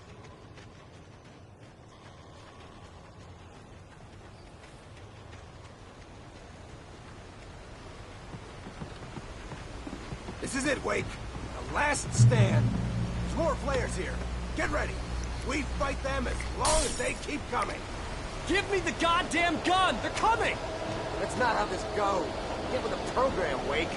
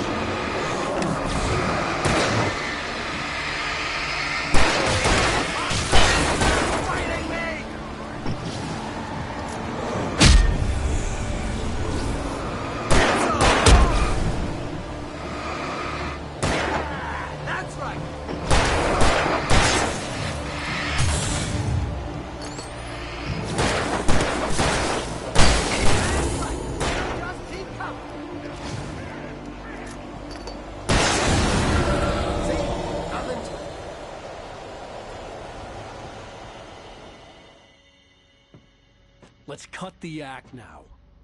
Where's my wife? I knew you were gonna say that. I read it all before. You're a hell of a writer. Congratulations. You're gonna bring about something glorious and terrible once we get you some proper editorial control. What the hell are you talking about? Where's Alice? I want the entire manuscript, or she's gonna suffer bad. You touch her and I'll...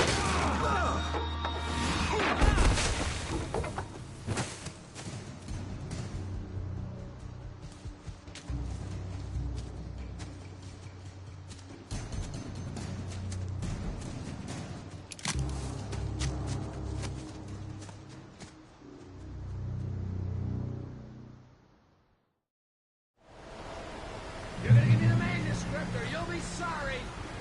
No! Come back here! I swear I'll kill you if you hurt Alice! Do you hear me? Come back here! He had Alice, and he wanted the manuscript because he thought it held some magical power. But I had no manuscript to give him. I had to get back to Barry and figure out my next move.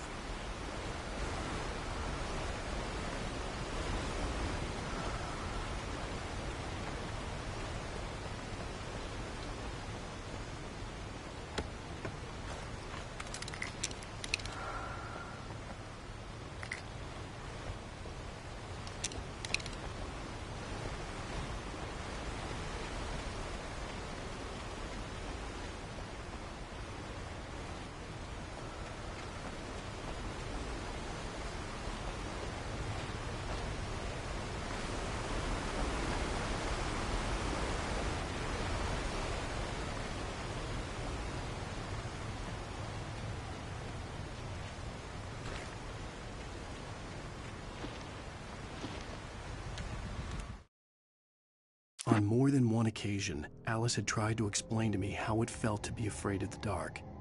To her, darkness wasn't simply the absence of light, but something more tangible than that. It was something you could touch and feel. Worse than that, it was something with a mind of its own, something malicious and malign. For her, things changed when they were wrapped in darkness. They turned into something else, something foreign, and nothing was safe or innocent anymore. I'd never really understood what she meant, until now.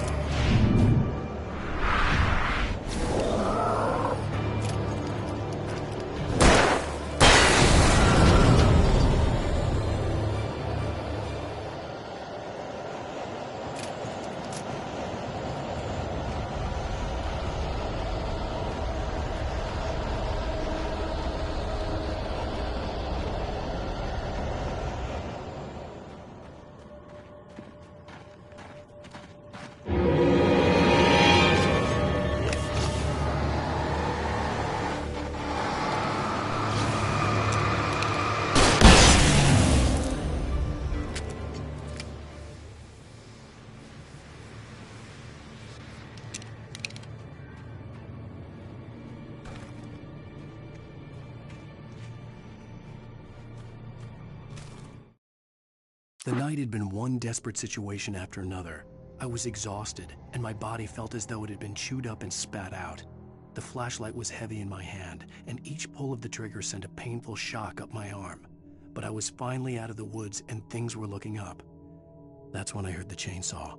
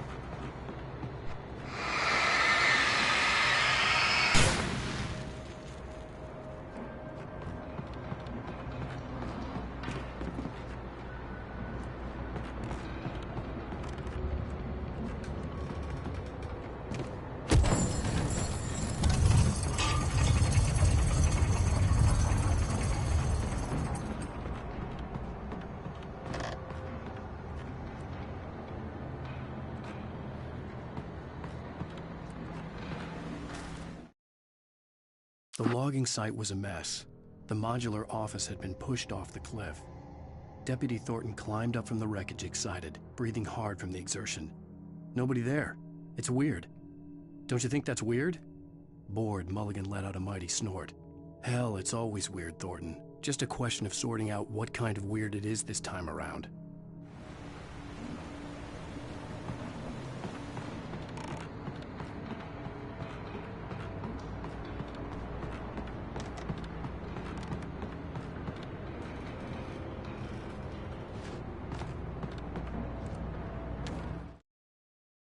When Barry saw the darkness attack the visitor center, it made him a believer.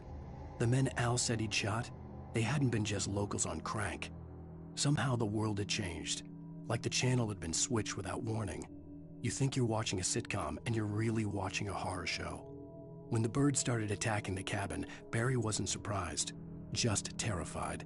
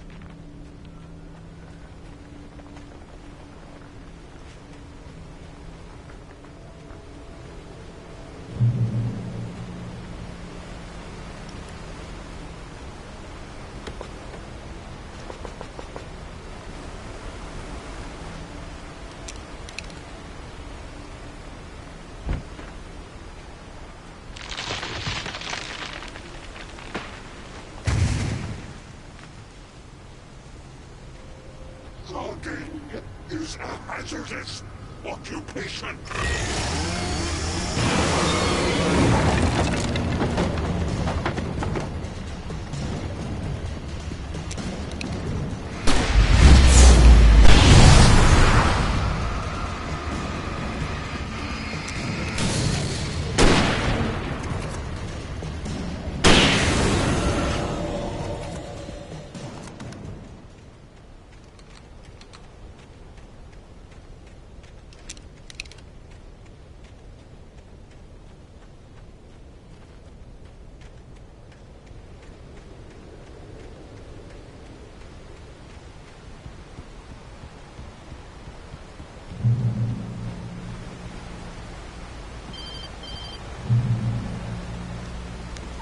Barry?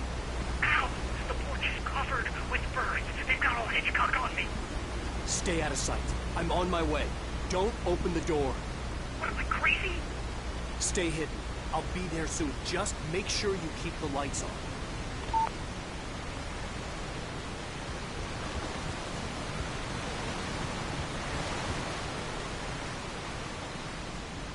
I still had to reach Barry at the cabin, but at least I was out of the woods.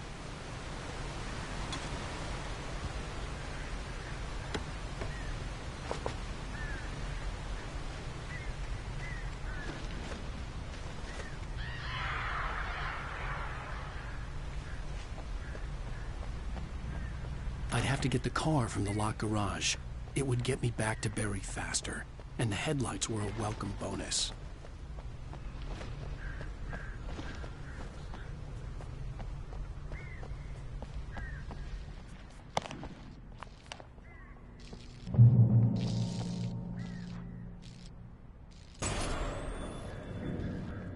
A story is not a machine that does what you tell it. A story is a beast with a life of its own.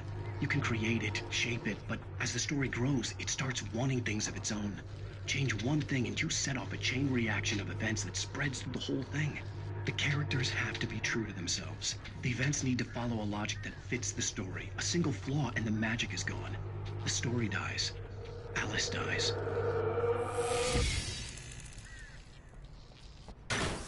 You can hold on me and yourself.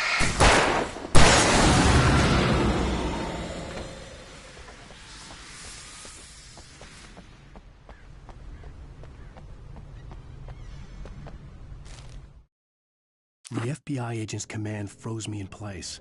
I considered surrender. It was all falling apart anyway. I could give in, let someone else deal with it, but it felt all wrong. Call it instinct, his posture, the way he held the gun. He was no friend. Shots ringing in my ears, I leaped for the hole in the fence and stumbled into the darkness beyond.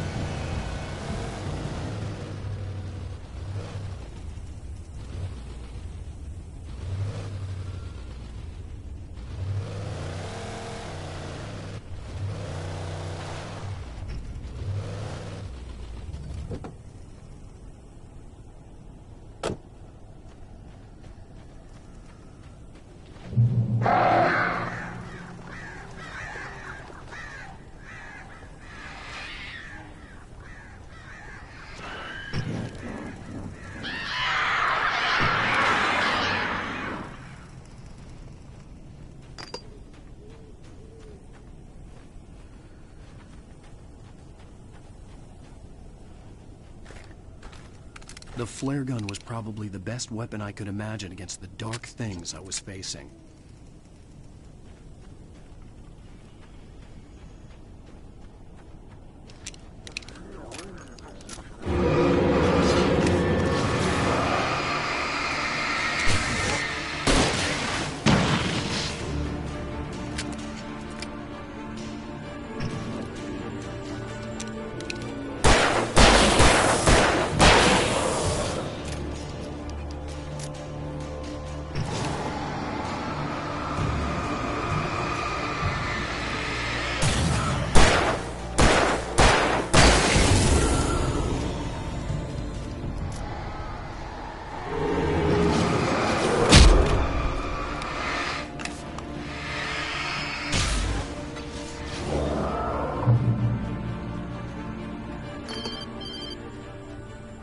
It was the kidnapper.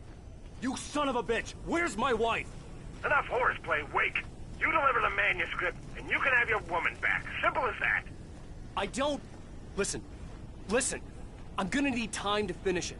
I still need to write the ending. I need a week. Not done? I need a week. 2 days. The old Bright Falls coal mine is nearby. You can find it easy, city boy. The main building, there at noon. You bring the manuscript, you'll get your wife. If not, well, get me. Yes, I get you.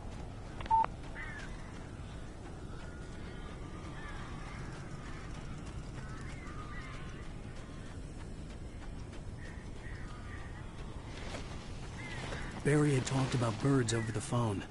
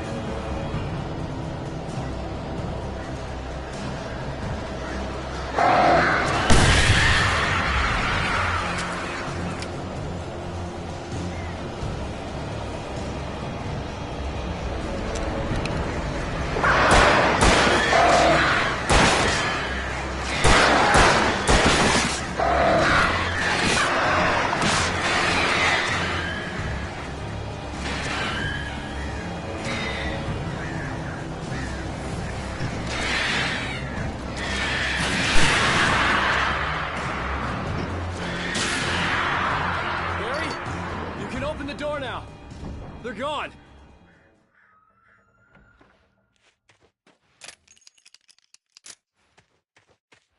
Hey, Al.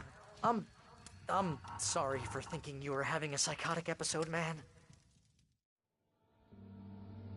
I sent Barry to the town to ask around about a man fitting the kidnapper's description. He'd go through the archives of the local paper. Perhaps he could learn something. Anything about the island and the cabin that had disappeared. The man wanted a manuscript. I had to try to write him one to get Alice back.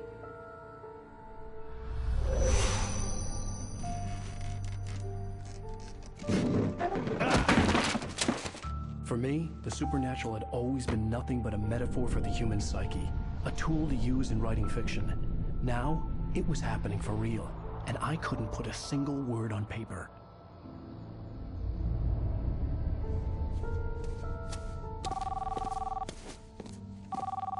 Barry Wheeler speaking. This is Rose. Rose? I found Mr. Wake's pages. Oh, you sweet, brilliant girl. Could you and Mr. Wake come get them? I live in the trailer park outside the town. We'll be there in less than an hour. I know. See you soon. Have a great day. Hope you come back soon. Welcome to the Oh Dear Diner. Good girl.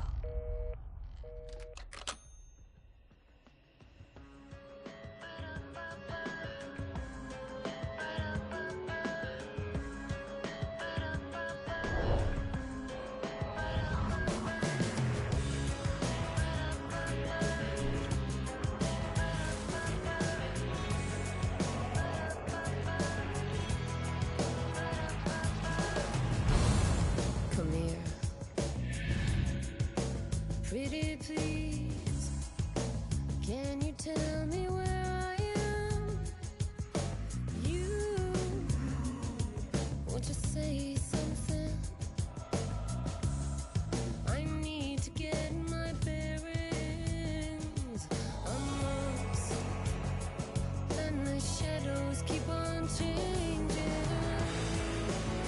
And I'm holding. Previously on Alan Wake, Alice has been kidnapped. Alan, please help me. Alice? You'll do exactly what I say if you ever want to see your wife again. I can't tell anyone except my agent Barry. Damn it, Barry, they'll kill her. You're my best friend, and I'm worried that you're not right in the head. The ransom is a manuscript I supposedly wrote that's coming true before my eyes. It happened just the way it was on that page. So dark. I have found only a few scattered pages. I want the entire manuscript. The deadline is in 2 days. I found Mr. Wake's pages. Good girl. How the hell did she get her hands on the manuscript anyway? I don't know. She's resourceful. I told you you were too hard on her. Listen, I found out all sorts of interesting stuff while I was digging around. Yeah. Mr. Wake, it's Sheriff Breaker.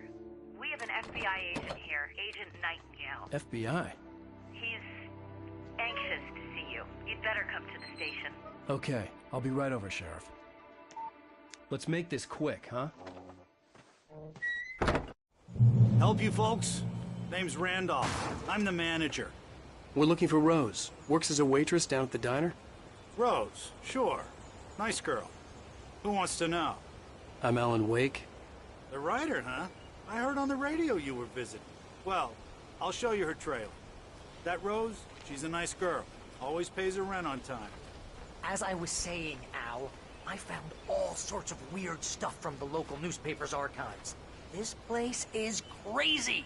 Disappearances, mysterious deaths, urban legends come true, and get this, most of this stuff takes place around Cauldron Lake. Well, you ain't wrong, mister. The Indians thought the lake was a doorway to the underworld. I'm the God-fearing type myself. I don't hold with that sort of thing. Yeah, okay. Anyway, there was an island there owned by a guy called Thomas Zane. Now, some of the articles I found about him make him out to be a famous writer, but I ran a bunch of searches, couldn't find a single thing he wrote. Zane was heavily into diving, so much so that the place came to be called Diver's Isle. But the volcano under the lake erupted in 1970, and Zane went down with the island. Yeah, how about that? It was there in the morning, as if it had fallen from the sky. but it would take a tornado to lift something like that. We're damn lucky it didn't crush any of the trailers.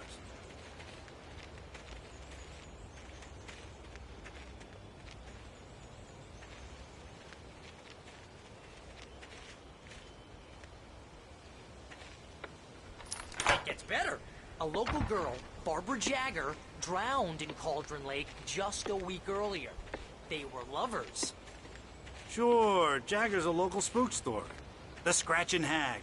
Comes for you in the dark. Childish stuff like that. Anyway, Al, I'm just getting to the best part.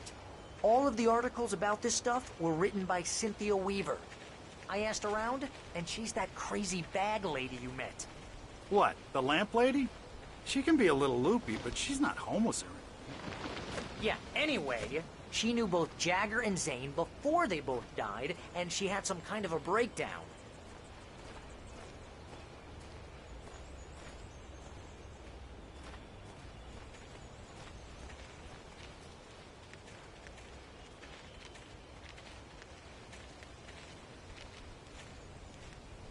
Well, mister, this here's Rose's trailer. You mind me asking what you want with her? We're just here to talk to her, pal.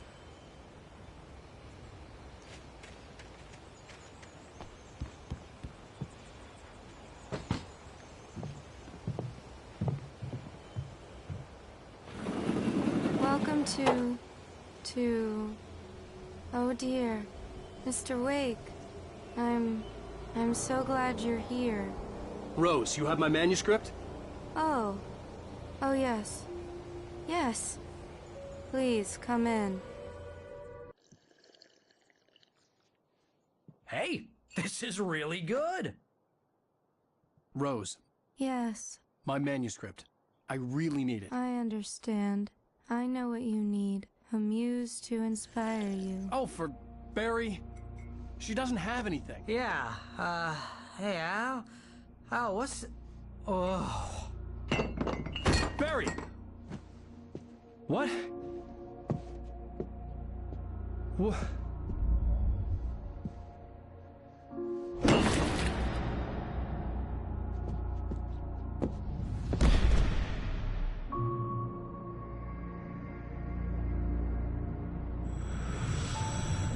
It's coming for you, hiding in my barber's skin. I'm too weak to stop it. You must turn the lights on. I promised I'd come visit you and your lovely wife. You must finish what you started. I insist. You must turn the lights on. Turn the light on. Back to work, boy.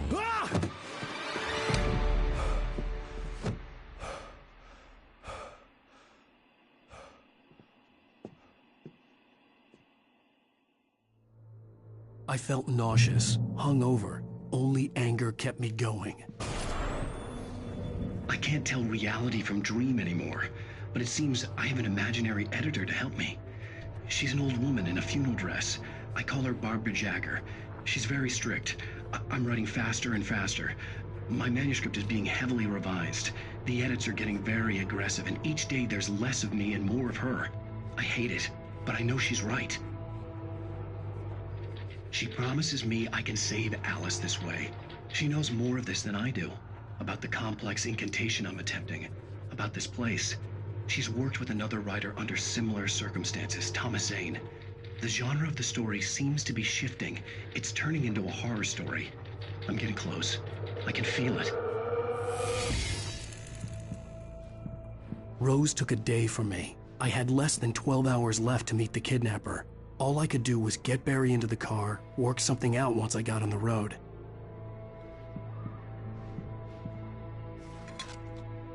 Welcome to the Oh Dear Diner. What can I get you today? Coffee? I couldn't work up much hate for Rose. Something had used her to get to me, and left its mark. First refill is free.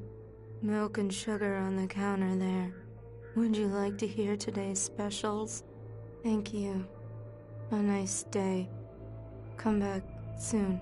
Barry was out of it. He was way too heavy to carry.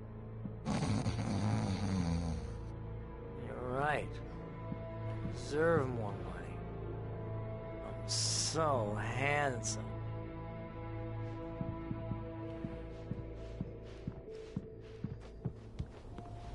My gun and flashlight were gone. I'd have to find a way to get Barry into the car as quickly as possible. There was no time to waste. Mr. Randolph liked Rose. That little smile she had. How she was still sweet when life had tried so hard to make her bitter. It wasn't any of his business what she did in her trailer. But those strangers, the writer and his smart-ass sidekick, looked like trouble. And they'd been in there for hours, way past her normal bedtime. He reached for the phone and called the sheriff's station.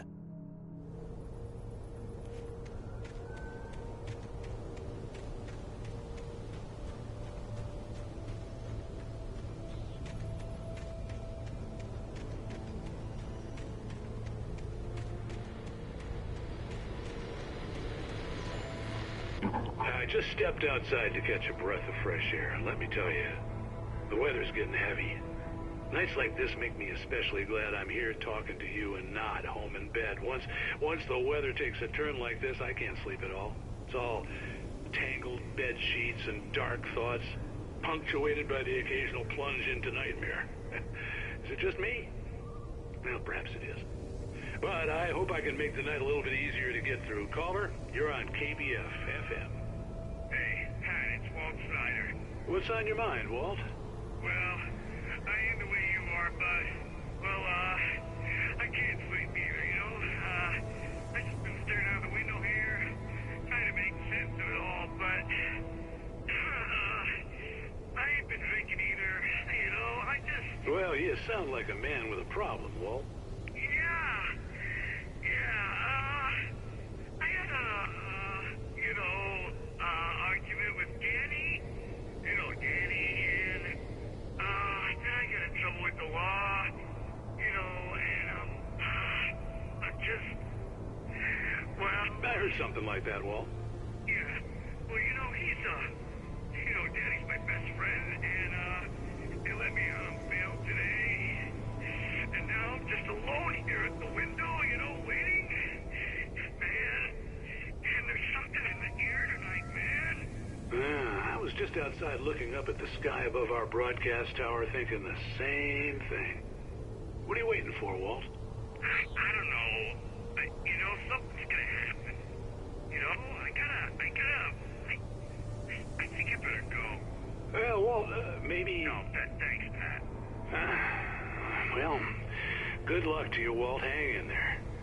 Let's take a little break, folks. This weather's really something else, huh? How can I be sure?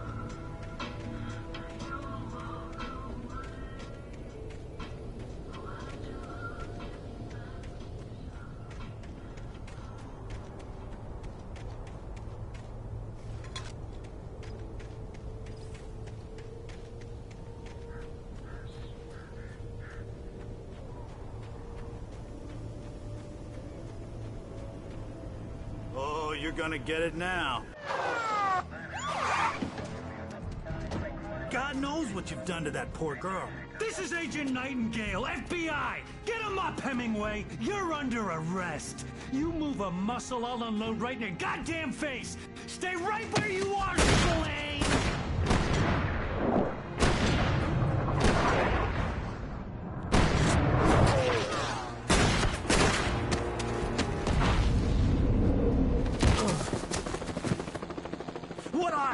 I'm standing right here, you goddamn maniac!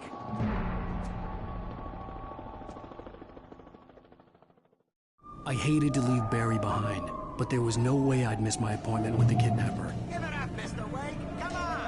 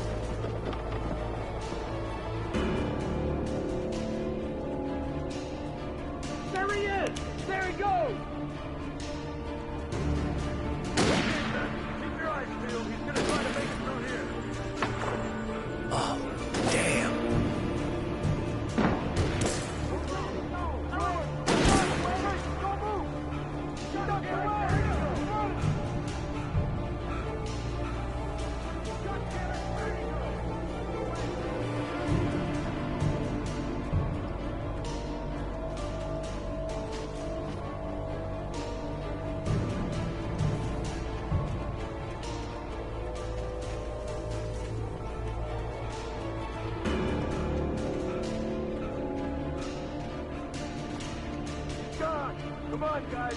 We need to head him off.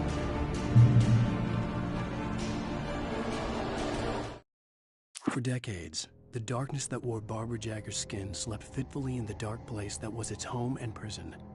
It was hungry and in pain. It dreamed of its nights of glory when the poet's writing had called it from the depths and given it a brief, terrible taste of power and freedom. The rock stars had stirred it from the deep sleep the poet had sunk it back to in the end. When it sensed the writer on the ferry, it opened its eyes.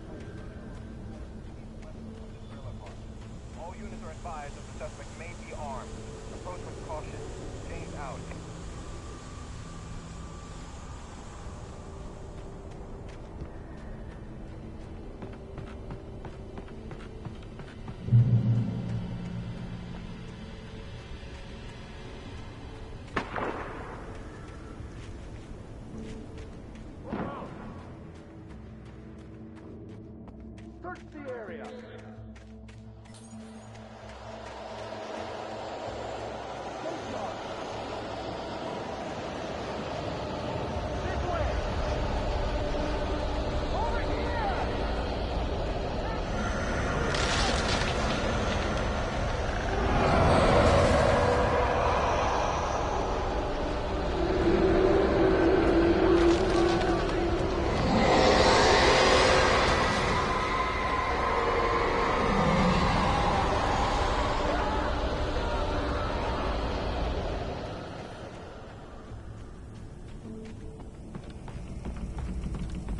This horror was everywhere I went, circling me. The cops didn't stand a chance. They were after a writer, not a monster. Sheriff Breaker, this is Agent Nightingale. I've lost contact with person when you were assigned to me. It's Wake's doing. Wait, are you seriously telling me that geek writer just took out my deputies? Are you kidding? I mean, have you seen this guy? He wears a tweed jacket. Over. He's the guy we're chasing. If it's not him, who then? Bigfoot? Over. I don't know yet, but I'm not in the habit of jumping to conclusions. That tends to come back and bite you in the ass. Out.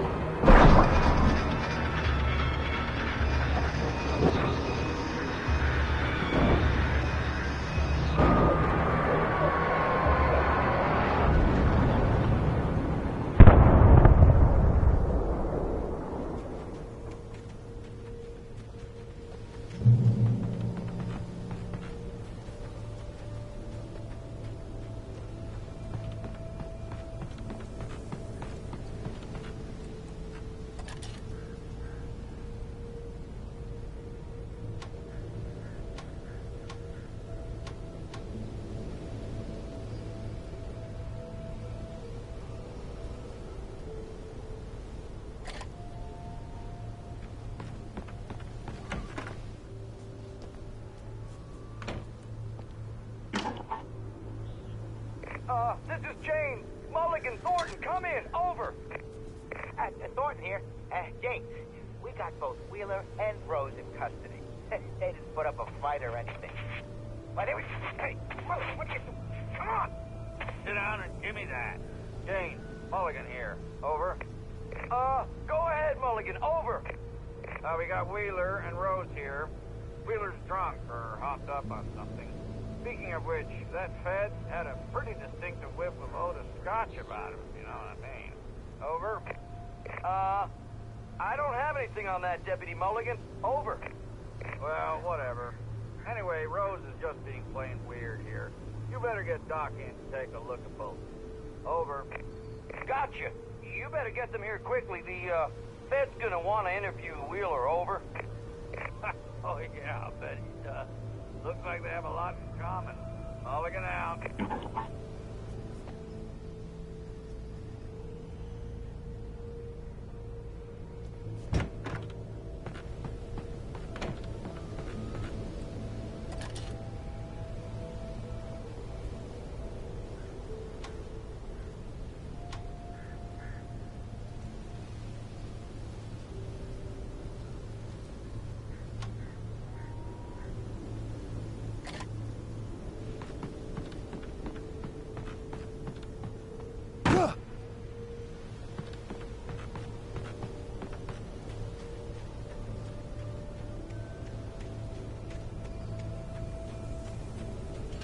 I imagined that the broadcast tower in the distance was part of the local radio station. Maine seemed like a decent guy. Perhaps he could give me directions to the coal mine.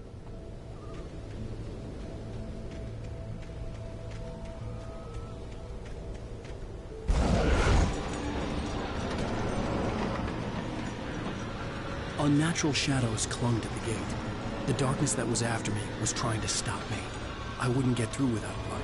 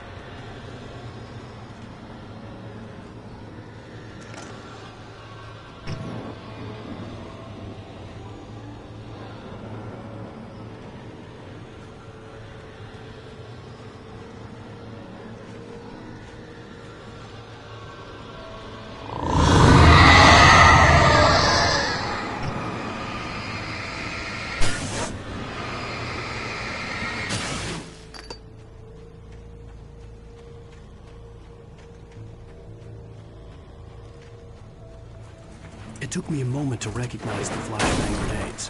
They were an ideal weapon for my situation. Team 1, come in. Over. Team 1, this is Sheriff Breaker. Report. Over. Team 2, come in. I need a report. Over. Come on, guys. Talk to me. Come in, please. Over.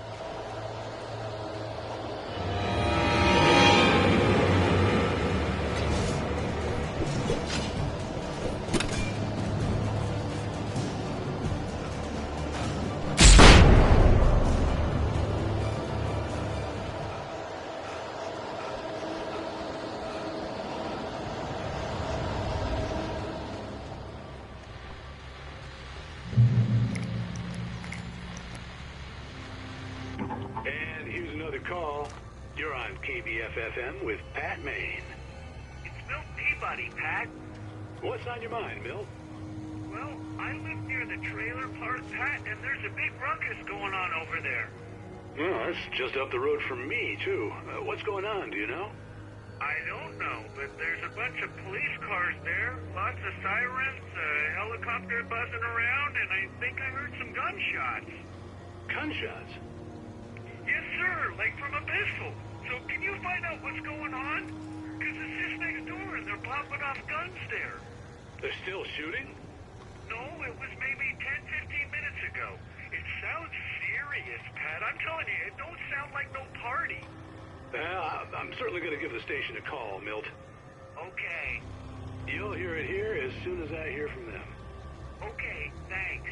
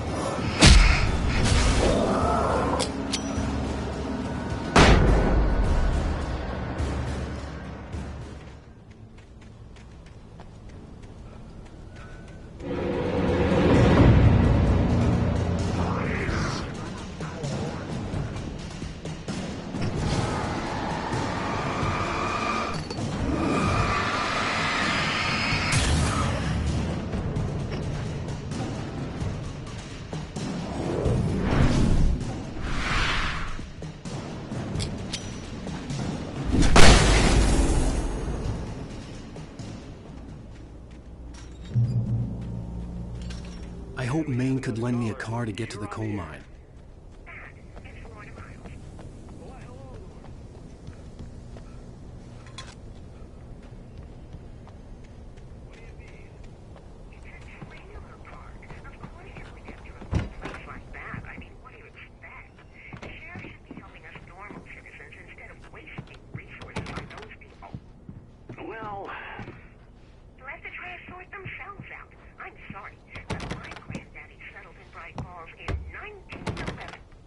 Well, thank you very much for that compassionate viewpoint, Lorna.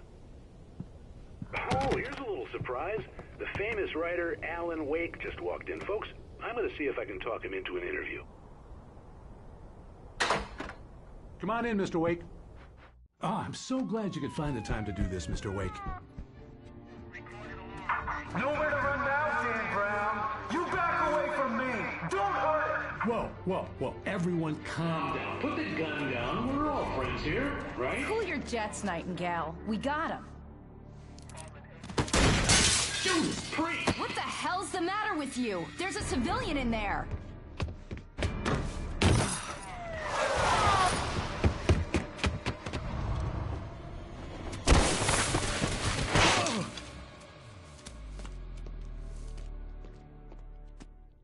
I'll get you yet, even if it kills me. You hear me? You hear me? I had fallen off so many cliffs it was ridiculous. That's what you get for naming a book The Sudden Stop. It was probably good I hadn't had the chance to tell Maine where I was going. I'd have to lose the cops and find my own way to the mine.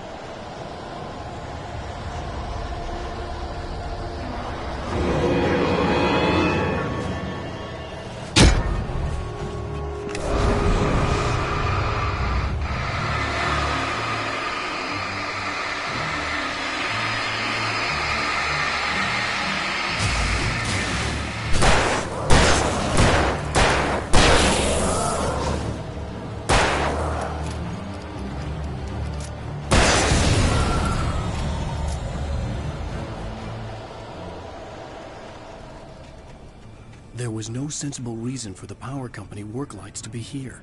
It was almost as if they'd been left for someone like me to use.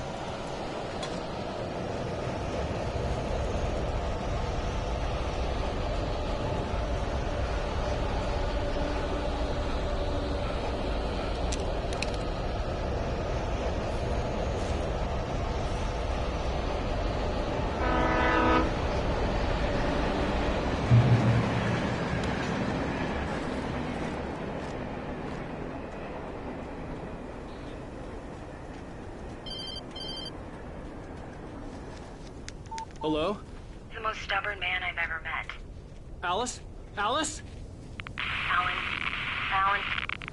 I'm so afraid. He keeps me in the dark. Please help me. I look at you, Alan, and it's not you. Something else. Looking out from behind your eyes. Alice, I'm here. I'm so alone here. It's all gonna go to hell. You need to be careful. Cooperate. The connection had been terrible, but that wasn't the only thing that hadn't been right with the call. She sounded wrong somehow, but she had called me.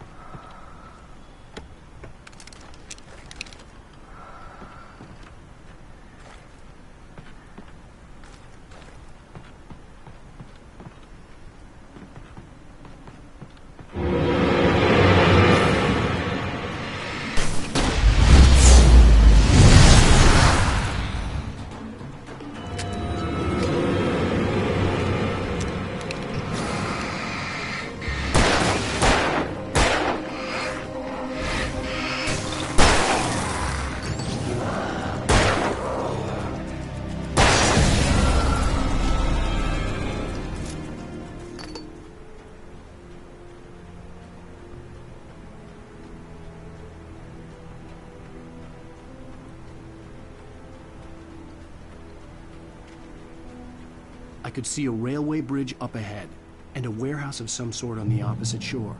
I hoped I could find a car from there.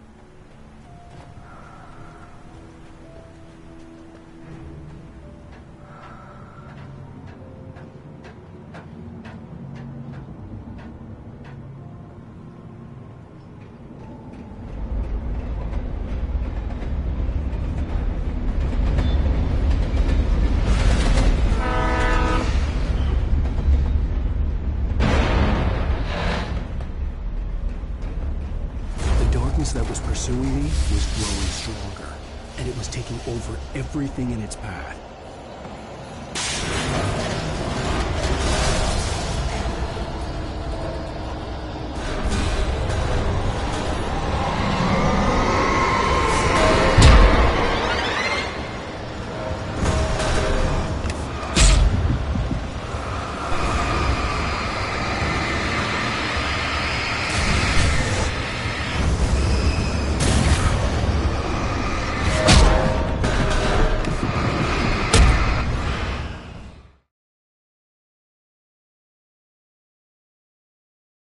Opposite shore. I hoped I could find a car from there.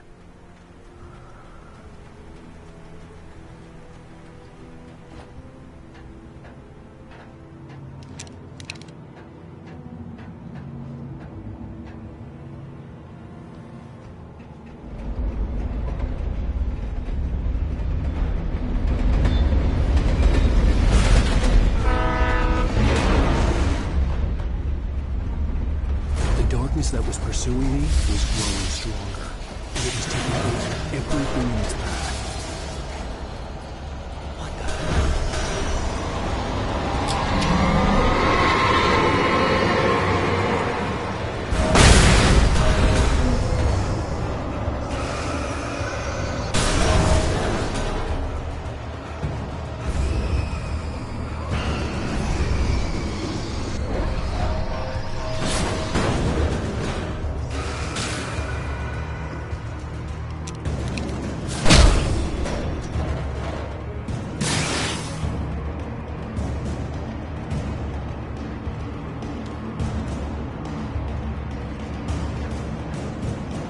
As a teenager, just starting to get interested in writing, Stephen King had been a source of inspiration to me.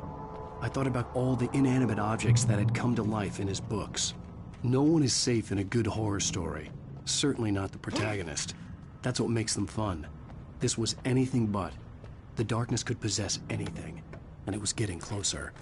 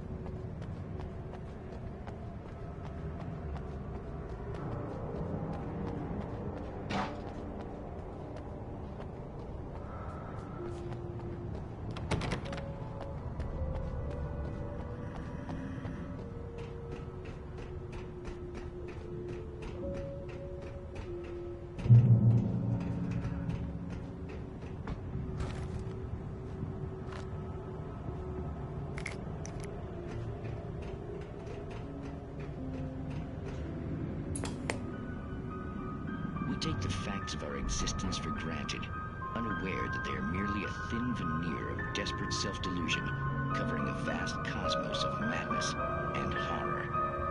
All too often, the stars are right. In Night Springs. Tonight's episode, A Family Occasion. Journalist Alvin Derleth's trip to study the local customs of an insular community in Night Springs has been less than successful. Until tonight. Well, I'm glad you changed your minds about this. Ancient customs, local mythology. My editor loves this kind of stuff. Well, Mr. Derleth, we don't want to feel like we're on exhibition, but you have demonstrated the seriousness of your intent. Oh, I am serious. Really, just do your thing. I'll stay out of your way and observe. Actually, I thought you could assist us. I'm afraid we are a man short. It would provide you with an intimate perspective. Could I really? Of course, Mr. Derleth. Well, I guess that's the least What would I have to do? Oh, here. Let me show you with a kiss.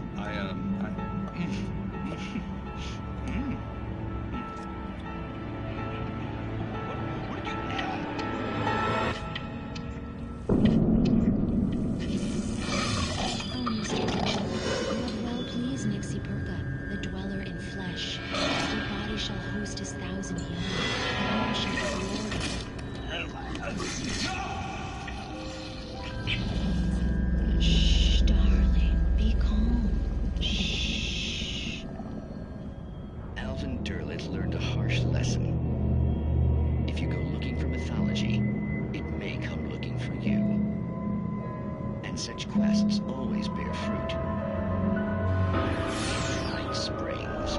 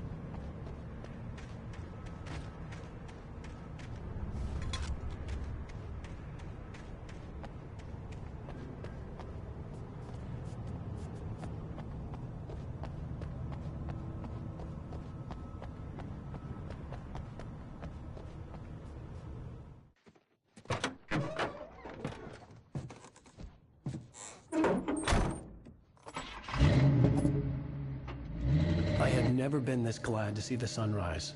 I had a couple of hours to get to the coal mine.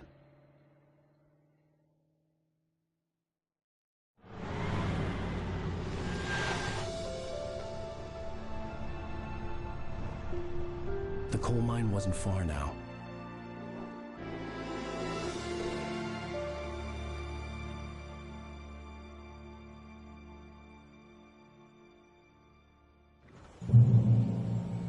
Today, I would meet the kidnapper, and he would give me Alice. I wouldn't give him any other choice. A drowning man will clutch at a straw.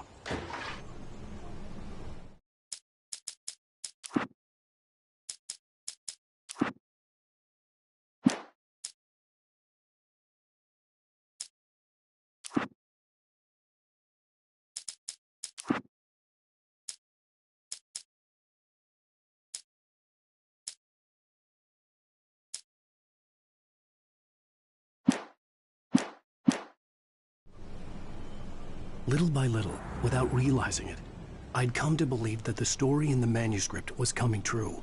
The current of its narrative had taken me deeper and deeper into dark waters. Alice had been taken from me. Barry was probably in jail. I was a fugitive from the FBI. The whole world taken over by the Dark Presence was trying to destroy me. It all felt real, but it matched a textbook case of insanity.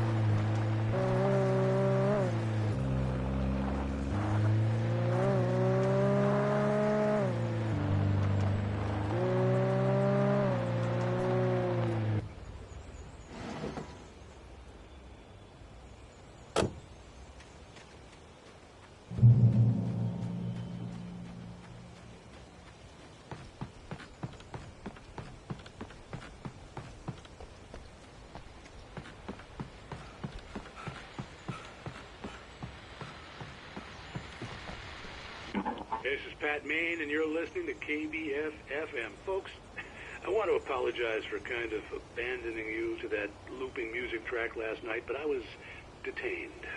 You see, I encountered a big-shot G-man with an itchy trigger finger who could use a lesson in manners and a boot in the ass. Not necessarily in that order, either. Now, folks, I know I'm not being very informative here, and I apologize for that.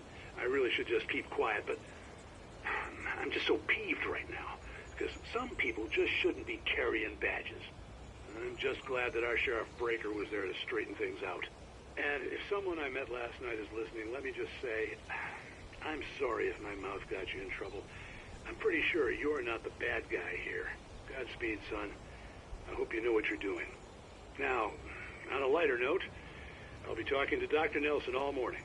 But first, a little music.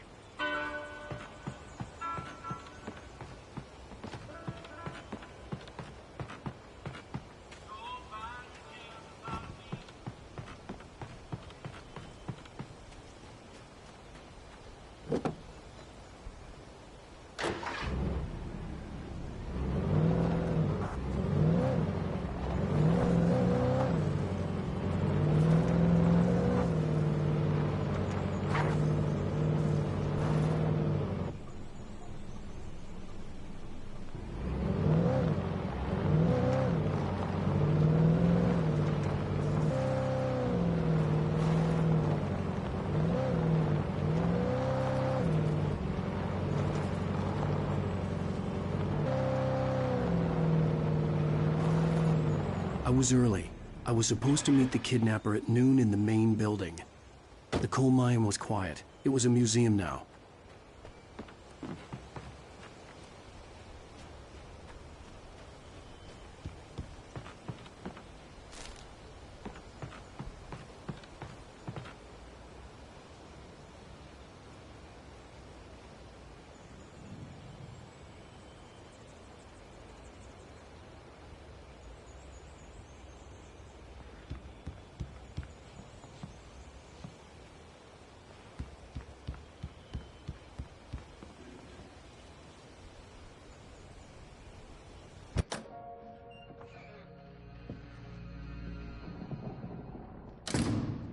I didn't want to go outside. Cops had to be looking for me. The noon sun turned the place into a sauna. The day dragged on.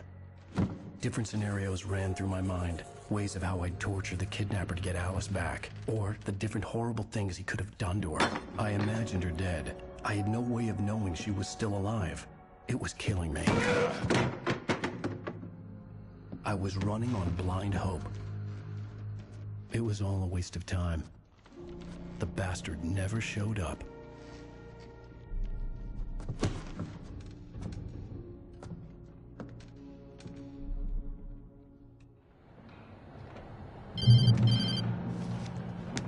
Wake! Where the hell are you? Change of plans. You know where Mirror Peak is? It's a big mountain north of where you are. You follow the path from the mine, you can't miss it. There's a lookout point there. I'll be waiting. I'm through being jerked around by you. You want to see your wife alive? Because if you do, you better watch what you say to me. Do we understand each other? I want to talk to Alice. Yeah, and I want the manuscript. Don't keep me waiting, Wake. Hello? Hello? Ah! I'm gonna kill him. I had to get to Mirror Peak.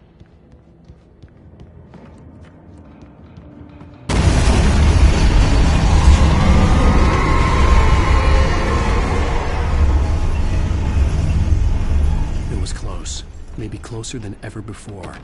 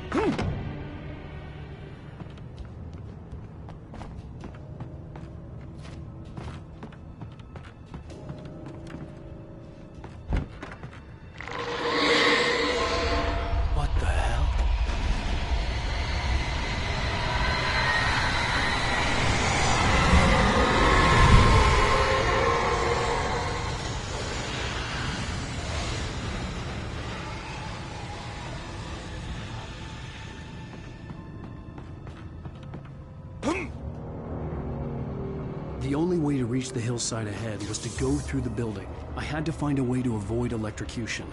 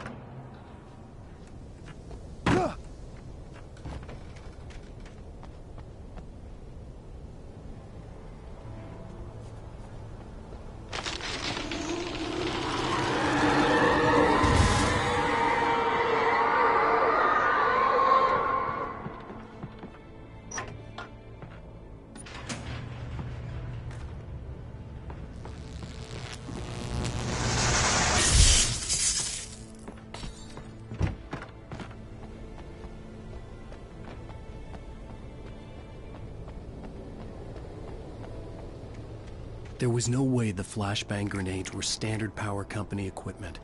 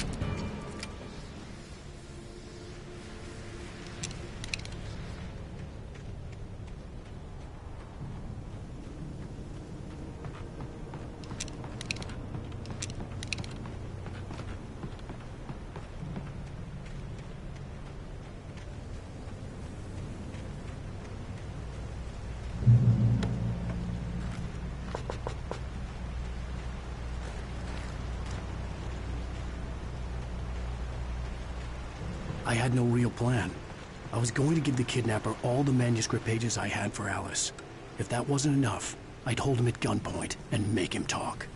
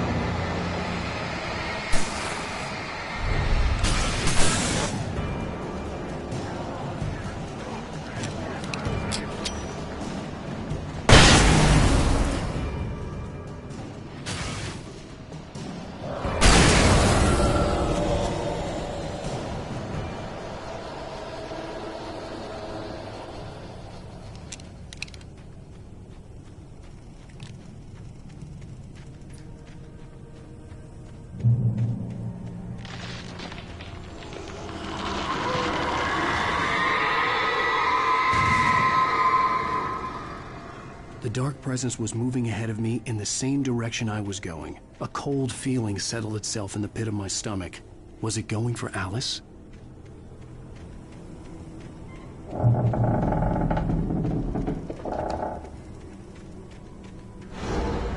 graveyard shift may cause cancer.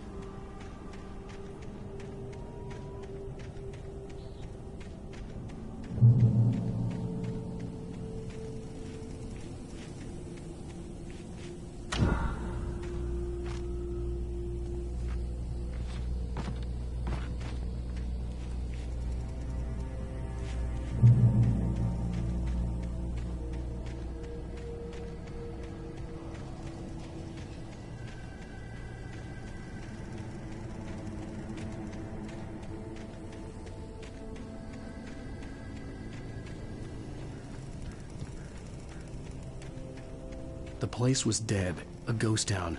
Had been for decades, maybe a century.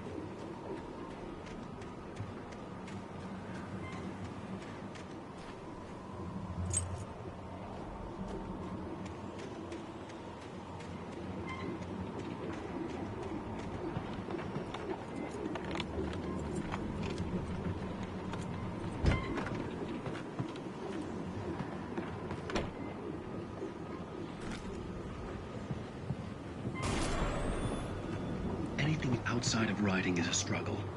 I feel ill. I managed to make my way downstairs. There's a shoebox filled with books and papers by Thomas Zane. It's very hard to focus, but I managed to read some of it. He's a poet, and a good one. He writes of muses and creators summoning fabulous things from a magic lake, using his powers to shape the world of a realm of gods and dreams and demons, dark things that wait for a chance to slip through, wearing the flesh of men as disguise. Zane writes about himself, his girlfriend being taken over by a dark presence, about growing scared of the lake. Zane believes it's a mirror to the gaping void of darkness above, where some Lovecraftian presence lurks. I crawl back upstairs. I'll borrow these things for my story. They ring true. They fit.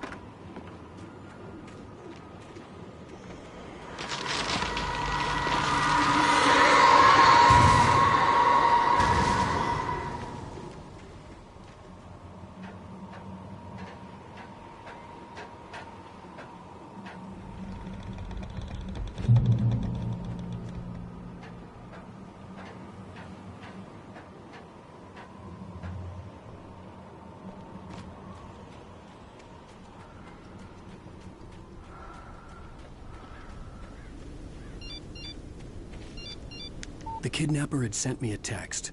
The message was full of spelling errors and insults. It was telling me to hurry up.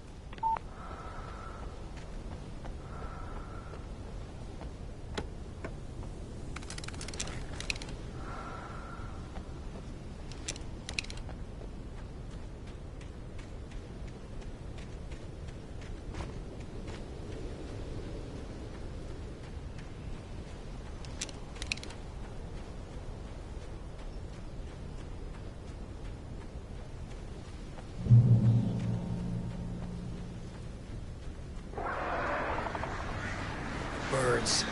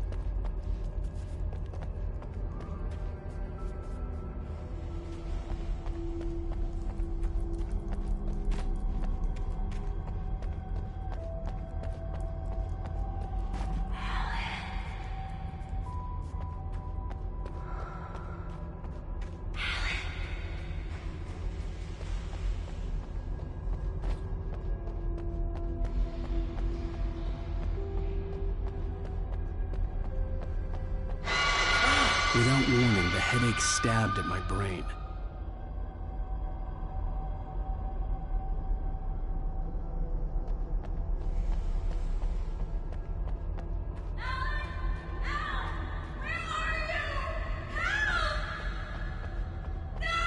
Alice?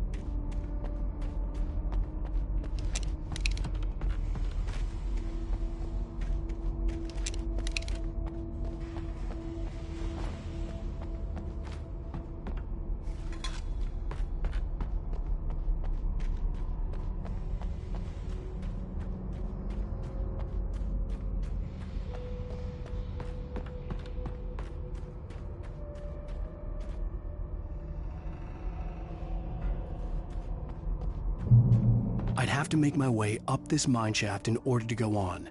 Maybe the machinery could help me with that.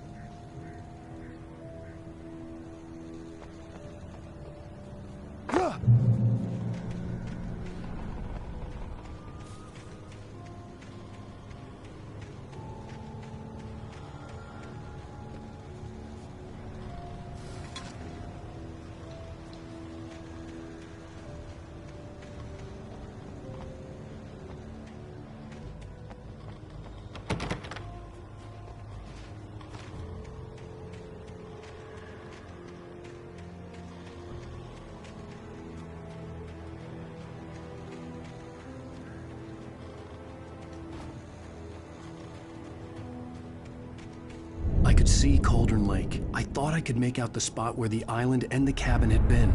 There was a light near it. It had to be a boat.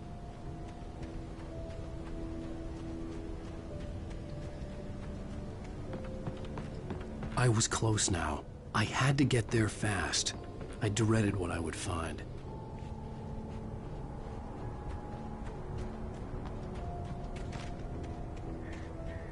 Wait! Are you? Wake? Hey, I'm here! I'm coming! No! Get away! Sorry. Please, leave.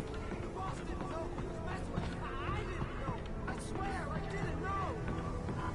We don't have his wife. We don't know where she is. She's probably drowned. We just said we had her to make her play ball. You see? They got him writing for us.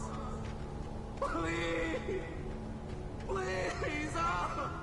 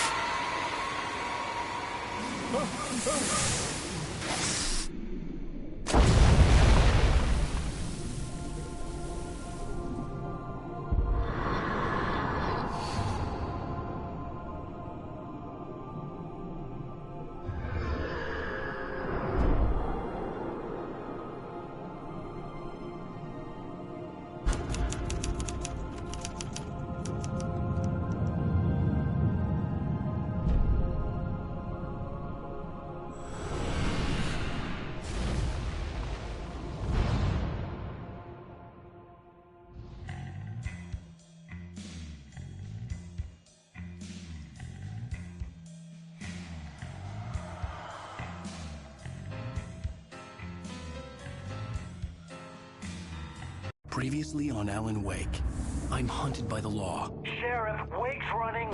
I'm giving chase. Are you seriously telling me that Ryder just took out my deputies? A thriller I supposedly wrote is coming true. The genre of the story seems to be shifting. It's turning into a horror story. I was told that Alice had been kidnapped, but that was a lie.